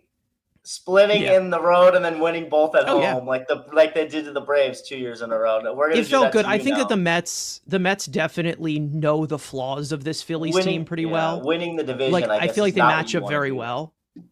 Yeah, I feel Yeah. like they match up very well with this Phillies team.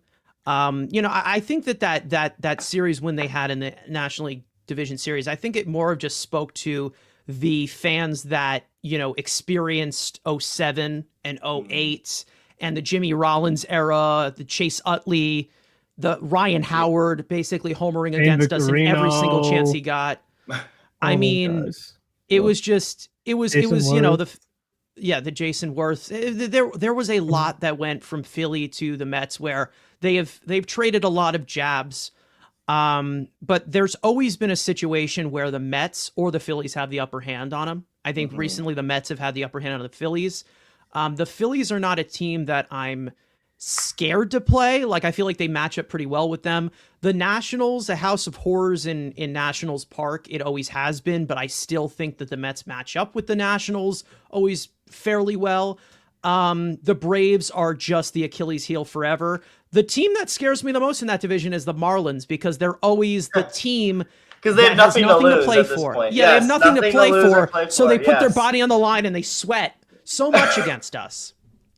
And they just destroy us constantly. Yeah. In 07, they were the team to knock us out. 08, they were the team to knock us out. It's pretty much every single time since they traded us Piazza, like they had to give us Piazza, they have taken it personally, and they've just beaten the living crap out of us ever since. That was in 1999, 2000? When did Piazza Wait, come who are you over talking here? about? When the Marlins had Piazza for 2 weeks, and they had to end up trading him, and they traded him to the You're Mets. saying the Marlins helped knock you out in 07? Yeah, no, Like it was the during end of the regular season. Yeah, it was the end of the season, 07, 08. And Right. it was like 07. the Marlins The didn't win the classic division. spoiler. Yeah, they didn't 98, win the there you division, go. but they just didn't let us win it. No, So, the Yeah. Marlins were awful, but they just, of course, in Yeah. the end, were like the greatest ever. Yeah. But yet they're they- the ones that have the World Series wins in 2000. Yes. Yes. Like, how stupid is baseball, bro? Like, the Marlins Baseball's have crazy. The Marlins are the biggest joke in that division, yet they have more championships than anyone else in that division in the last 25 years. The Mets have the biggest drought in that division. Like, So, By far. yeah. That's they have the biggest crazy. drought. It's been a while. Hopefully we get there. It's a pretty even But division when you look at like overall. Like the Marlins have most championships, but they're a joke. The Phillies have one. The Braves have one. The Nationals won with Juan Soto. Nationals won, and then the Mets haven't had any since '86, but they've beaten the Marlins. Phillies. Had those two two championships. The Marlins had those two championships, and right afterwards they had to end up dismantling it completely because they couldn't afford what they had. And then that move to Miami just made it even worse for them. And now they've just been in like that situation where they're just the bottom feeder constantly. They they have no sense of direction. They have no leadership there. Yeah.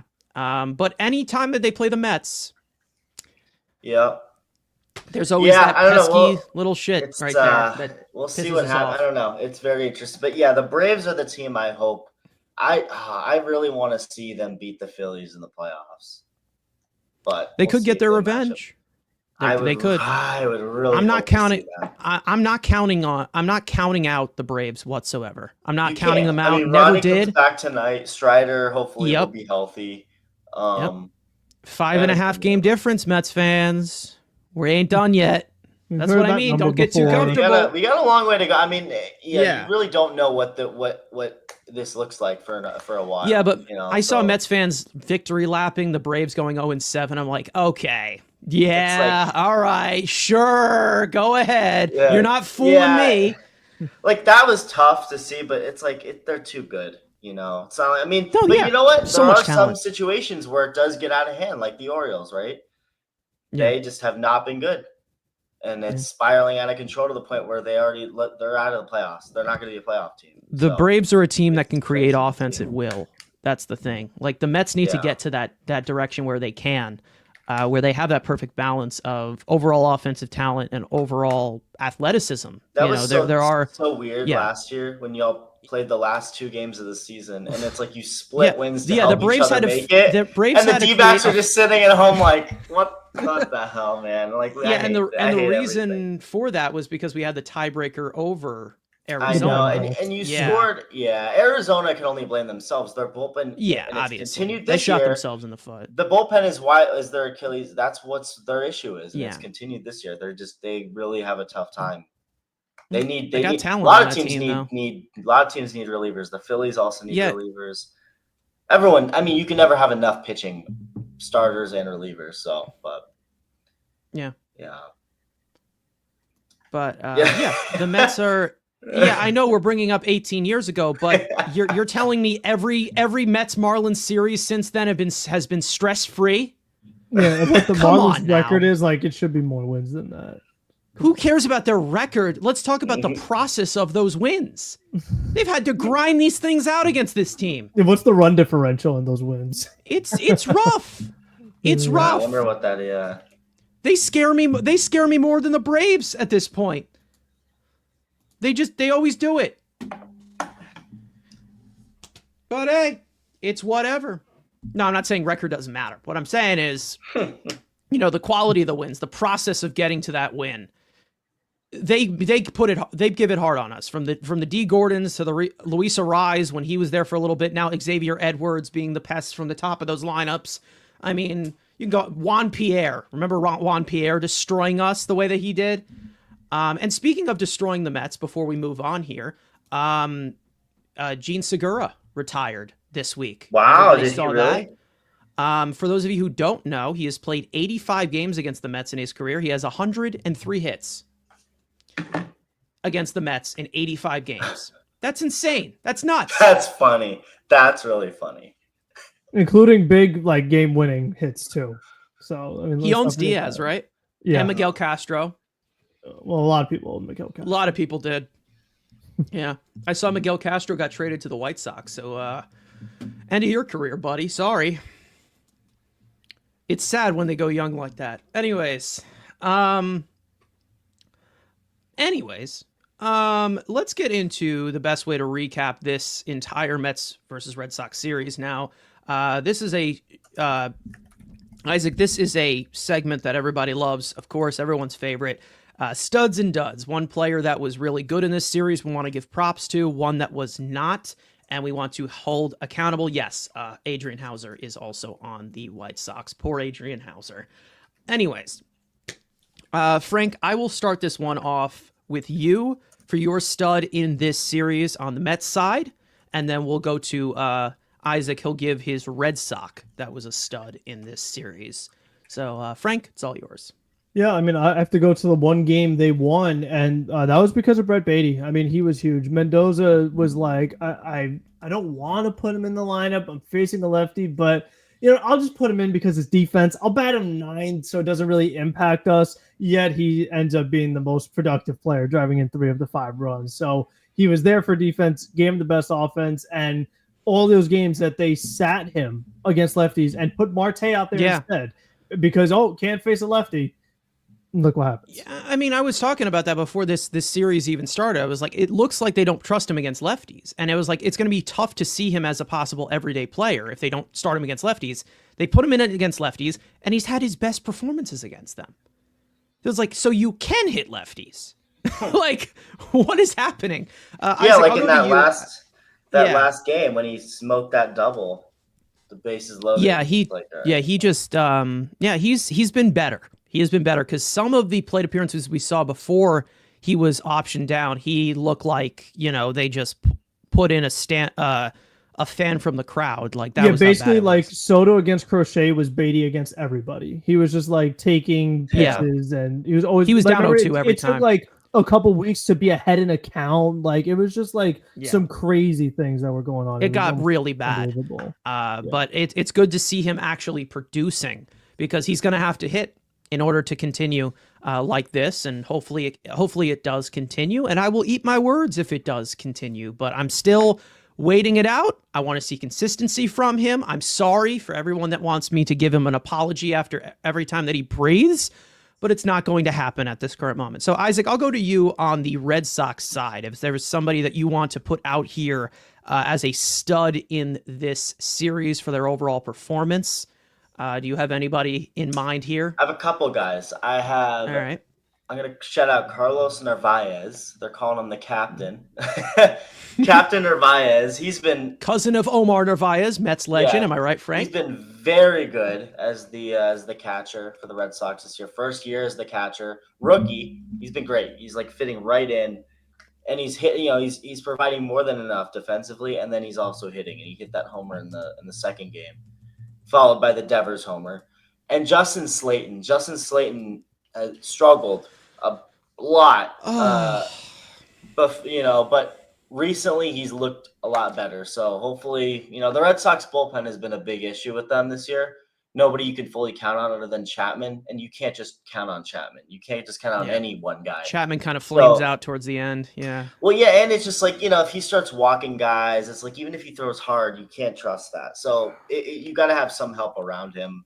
I don't know if you know this. And what? I don't know if you know this, but Justin Slayton was with Texas, and he was up for the Rule 5 draft, and the Mets selected him in the Rule 5 draft, and then they traded him to the Red Sox. So you're welcome for Justin Slayton. You were very like, yeah. Do you like him? Do you see? I do like his. I like his arm, but he's got to find some consistency. Yeah, he's a little all over the place, but. He's got quite an arm on him. I think the Mets did it because and the curveball is. I think it's because of a roster crunch, and I don't think it's that. But he's got some good stuff, so you're welcome for. He's Justin definitely got Slayton potential, but like it doesn't help when he's given up, like blowing all these games in a row like he was. But he's kind of back to. So hopefully, he'll start keeping this up, and he looked very. He's young. He's very young. I'm pretty sure he's like 24. So yeah, he is very young. Yeah, he's pretty young. So yeah, how old is he? Again, he's a reliever, so very inconsistent in that way.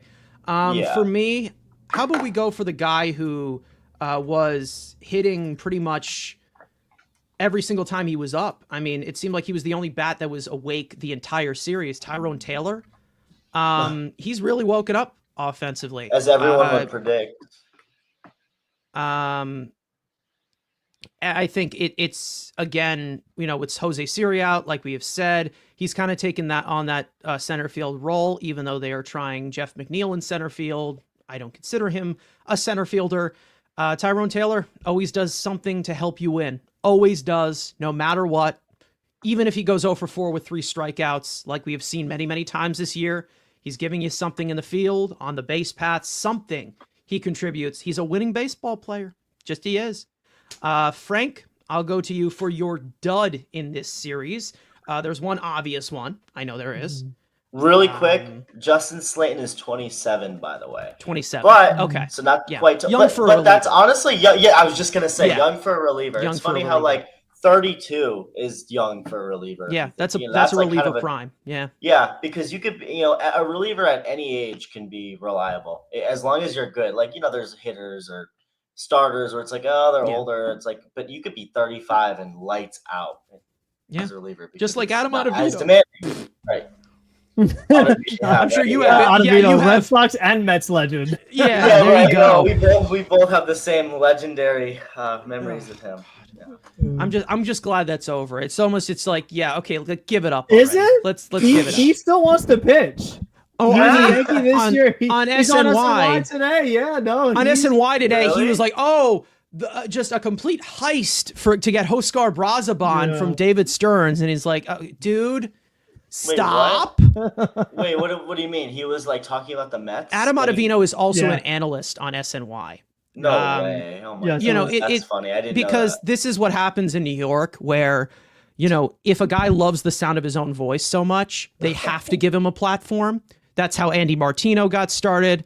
That's how Sal Licata got started. That's how all these. I'm name dropping so much. I gotta chill. But so Adam Ottavino, I don't know if he's retired. He's not retired. He's not retired. No, he pitched for the Yankees this year. No. He said he's waiting. He doesn't want to pitch for minors. He's waiting by the phone. Major league team. Yes, he's on MLB Network this week. He wants to still pitch. I mean, he's all been right. Staten Island Ferry Hawks, huh? Your Ducks? You want to get an autograph from him? The Ducks, Frank? At the Ducks. That'd be a good one. I mean, I'm rooting for the guy, but I'm sure he's a nice guy, but it's just one of those like draining situations. Like he takes forever to get to the plate. Guys run all over him all the time. He'll hang a slider and it'll be so crucial. I just like it's one of those things. It's like move on. Like let's just move on. He's not a bad pitcher. He's not awful, but it's just like let's move on. Let's do something else. Like let's do something. And that's how it felt with the Mets with him, because it seemed like he rejected so many contracts with them and ended up coming back. It was like enough. I get you like New York. I get you do. I'm sure you're a nice guy, but it's like let's move on here. Let's move on. And I hope that's how the Mets feel, because he was on our he was on our playoff roster and he got taken off. Like they barely even used him. Yeah. Towards the end. He made it through the whole season. Barely. Yeah. And even Rich Hill got signed this before. Yes. So that's right. Yeah. He's with Kansas City now. Rich Hill. Rich Hill, man. I mean, you know Rich Hill pretty well too, because he's had like 4 stints with the Red Sox. So yeah. He's had like Rich Hill's had like what 14 different teams. He's also a dud. Jeez. Anyways, duds in this series. Isaac, you want to go to your dud Red Sox in this series? I would just say the hitting. It's pretty simple. He scored, 6 overall? runs all 3 games. Yeah. No one to call out individually? Well, Bregman struck out, did something he's never done in the history of his entire existence in the last game. So that was crazy. I'm not blaming it on. I mean, that's just a crazy thing that happened. And it just, but overall, no. Yeah, the offense just didn't do enough. The wind, screw the wind. The wind is the biggest dud they took away for some reason. They decided to take away 3 extra runs from us. So that sucks. Yeah. We would have probably swept if that's a home run. Yeah. But it wasn't, and it is what it is. But offense. But you know what? Offense, I can't really talk shit about the offense right now after today. So hopefully they keep it up. Yeah. I mean, I think, I wouldn't disagree with you from the Mets side here with offense, because overall our offense was so bad in this series, like overall. So anybody in particularly pointing out, it's whatever. Frank, did I give you your dud? You gave your... No, you didn't, but I think we should move to something else real quick. The sandwich in the chat coming through with $4.99 here, saying if they bring back Coke, can the Mets win like in '86? They would be sprinting more. They'd be less jogging. There's plenty of stuff from the '80s that I don't think you can repeat. They already tried that with Matt Harvey. Didn't work. So that's only You're coming to the sore wounds, but you know what? It's okay. It's fine. We're here to be brutally honest. That's our thing. We've lived through worse. We have definitely lived through worse. It's not even in the top 50, not even the top 100 probably. But yeah, either way, Frank, I'll go to you. For your dud. Let's stick with third base. I mean, Mark Vientos, he goes 1 for 11 in this series while getting DH reps. And when you look at it now, he's got 100 more player appearances than Brett Baty, and they have the same amount of home runs. I would not have predicted that at all. So he needs to get that ball lifted and the ballpark. He's batting second. So I think they are making like a very conscious effort to try to get him going, because their playoff run, he was the number 2 hitter and he excelled there. So they are very clear, like, listen, Vientos, we are going to try you at 2. Like, we need to get you going. And they're putting him at third base today, and Beatty's at second.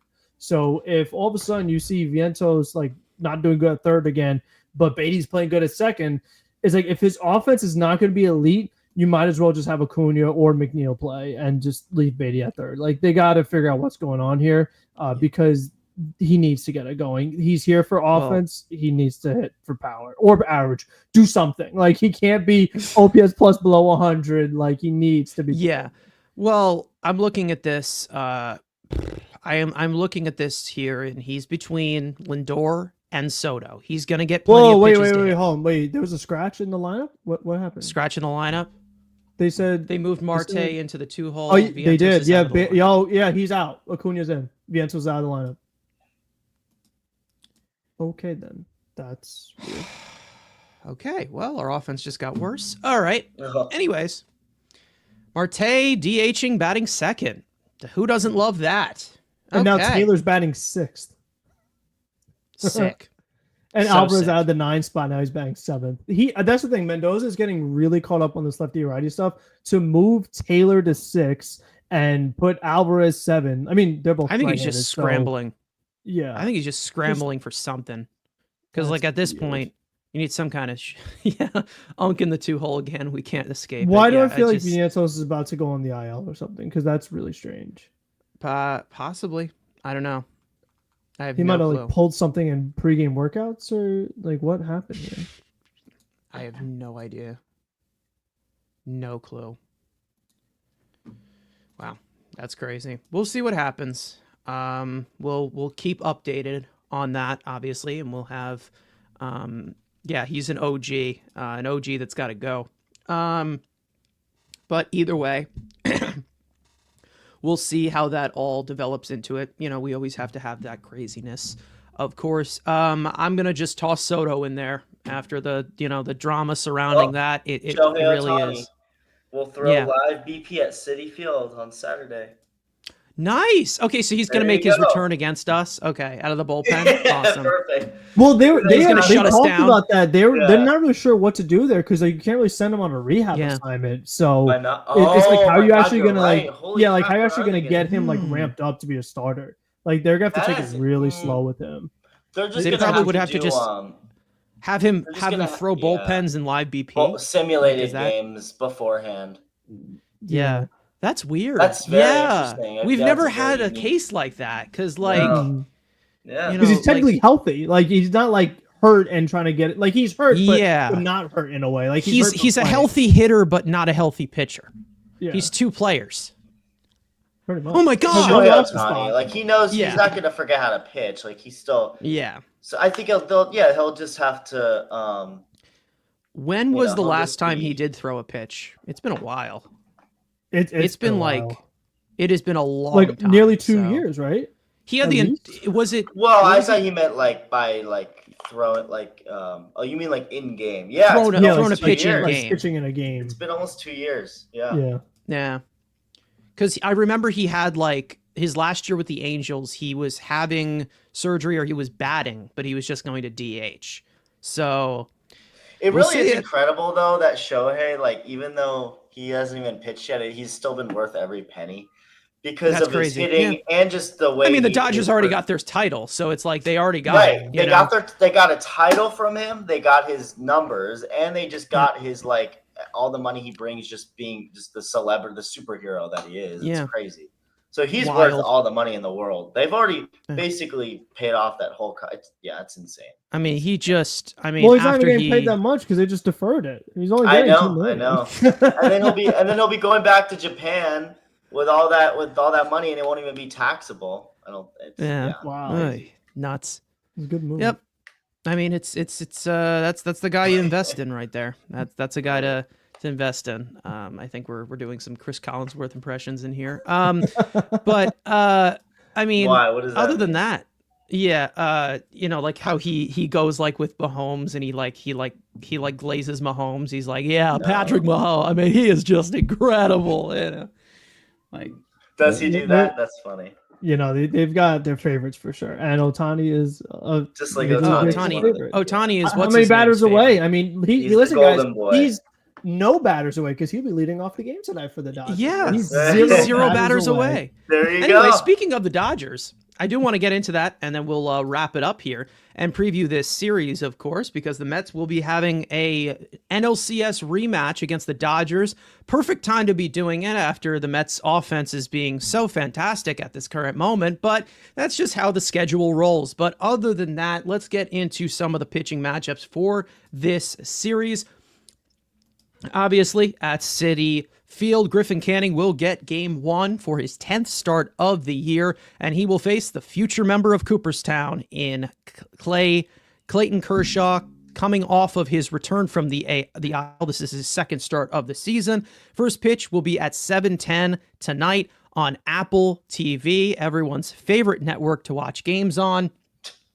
Game 2 will go to David Peterson and he will be looking to continue the productive month of May that he's been under. He will be facing the 31-year-old right-hander Tony Gonsolin. First pitch will be at 7:15 p.m. tomorrow on Fox. And Game 3 will go to Kodai Senga for the series finale. With his biggest test of his early NL Cy Young bid, he will face the young right-hander Landon Kanak. It's actually Knack, but I just wanted to say it like that. First pitch will be at 7:10 on Sunday, televised by ESPN, meaning we will have an entire 3-game set without Gary, Keith, and Rod, which kind of sucks. But hey, we'll push through it. The mute button does exist. We have the technology. Anyways, we know how good this Dodgers team is. We know that at this current moment, their pitching staff is not at full strength. They still have talent. The Mets do have an opportunity to hit against this team that is a little bit vulnerable in the pitching department. We all know that the way that you work around these hitters, you're going to have to pitch to someone. We know that, what's his name? Obviously Ohtani, Betts, Freeman has been on a tear. So Frank, some stuff that you're looking out for. This is a good Dodgers team. I think we all can agree. This team is really, really good. Yes. We knew they would be good. They are good. The Mets are lucky they're not facing Yamamoto in this series. He's been by far their best pitcher. They're not facing him, not facing Dustin May. And obviously we just talked about a little while ago, Ohtani hurt as far as the pitching. Blake Snell hurt for a while.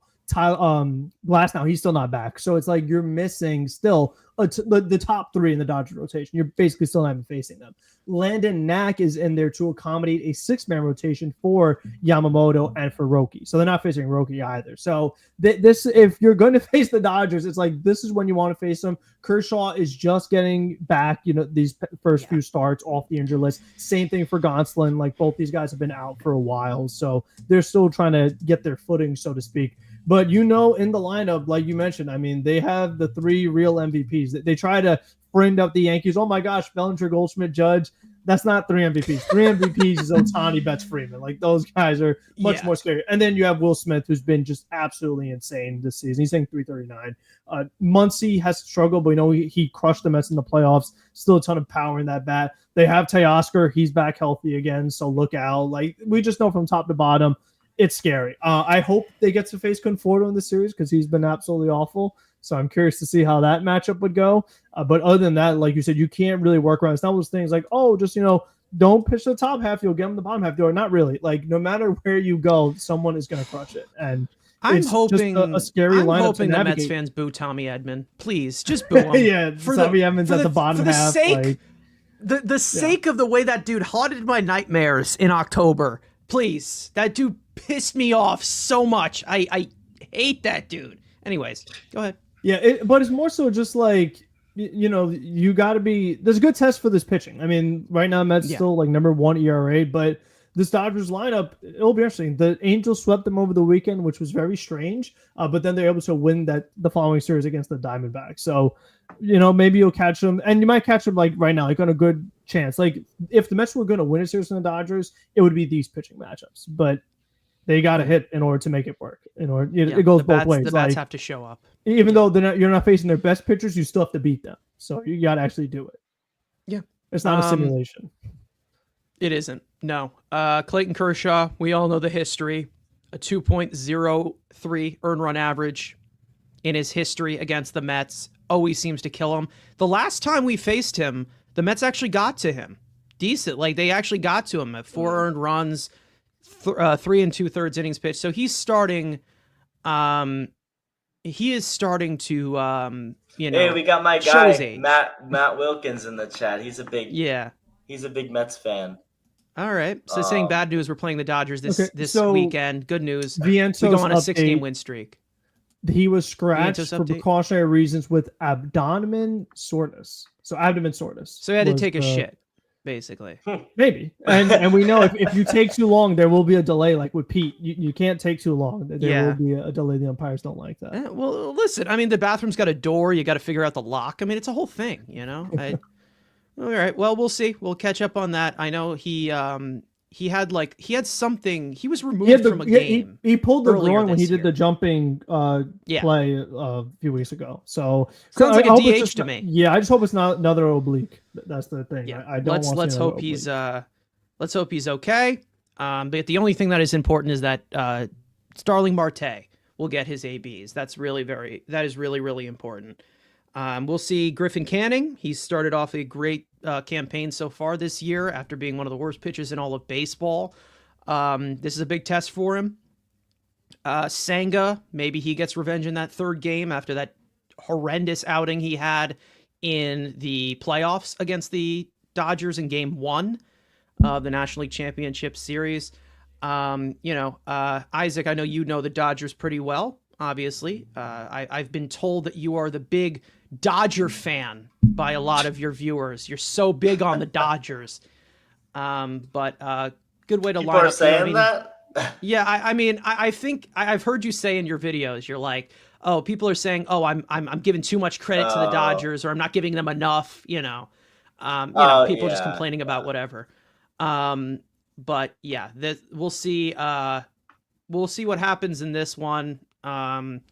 Mets offense, they gotta get it going. But we know how good this Dodgers offense can be in the blink of an eye. Let's just say that. But if there's anything you want to add about this upcoming series, because we got some last minute thoughts, and then we'll get out of here. No, it's pretty much just everything you guys said. I'm excited to see Shohei back pitching eventually, and I guess it starts against the Mets shutting them down and in practice. He'll just be like, you know what? No, I got it, and he'll throw a no-hitter. So no. But Sick. no, we'll see what happens. Rematch. It'll be fun. All right. Well, either way, thank you for joining us for this special episode of MLB drama and Mets versus Red Sox stuff. So, guys, make sure to go follow Isaac, iTalk Studios. I believe you also started a new podcast. The link to that is also in the description as well. Frank, there's some other stuff that you want to add here towards the end, and then we'll get out of here. Mm-hmm. Don't throw your glove in the crowd. I mean, you gotta stay composed. Let's see some good hustle. I want to see everybody running hard. No drama, please, and don't get swept. Just don't do that. Yeah, I think the Mets will take one of these games. As how I'm feeling, I feel that they can. I think with these pitching matchups, they could get the upper hand. They could. Will they? Who the hell knows? Maybe Kershaw will just turn back the clock. Maybe we'll shell Kershaw. Who knows? Kershaw always seems to do well against the Mets, no matter what age he is. He's currently 30 strikeouts away from 3,000. With how much the Mets strike out, he'll get like 15 of those today, right? Something like that. He'll get a decent amount of ground balls too. So we'll see.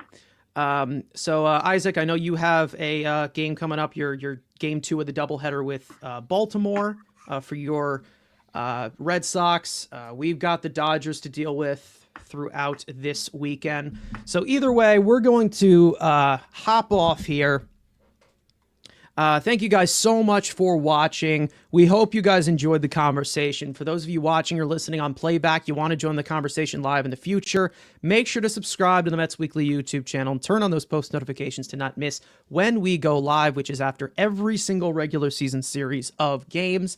Make sure to follow Mets Weekly on X and on TikTok. Follow all of us individually. Isaac's links, like I said, are in the description, along with our third Mike, Andrew, as well, who I was told is actually at Citi Field right now to see the game. I just saw he told us that he's at the game. So if you guys go see him, go antagonize him and say that Mets Weekly sent you and tell him to get his ass back here. Anyways, either way, on to the Mets versus Dodgers, an NLCS rematch. And of course, let's go Mets. And we will see you guys next time.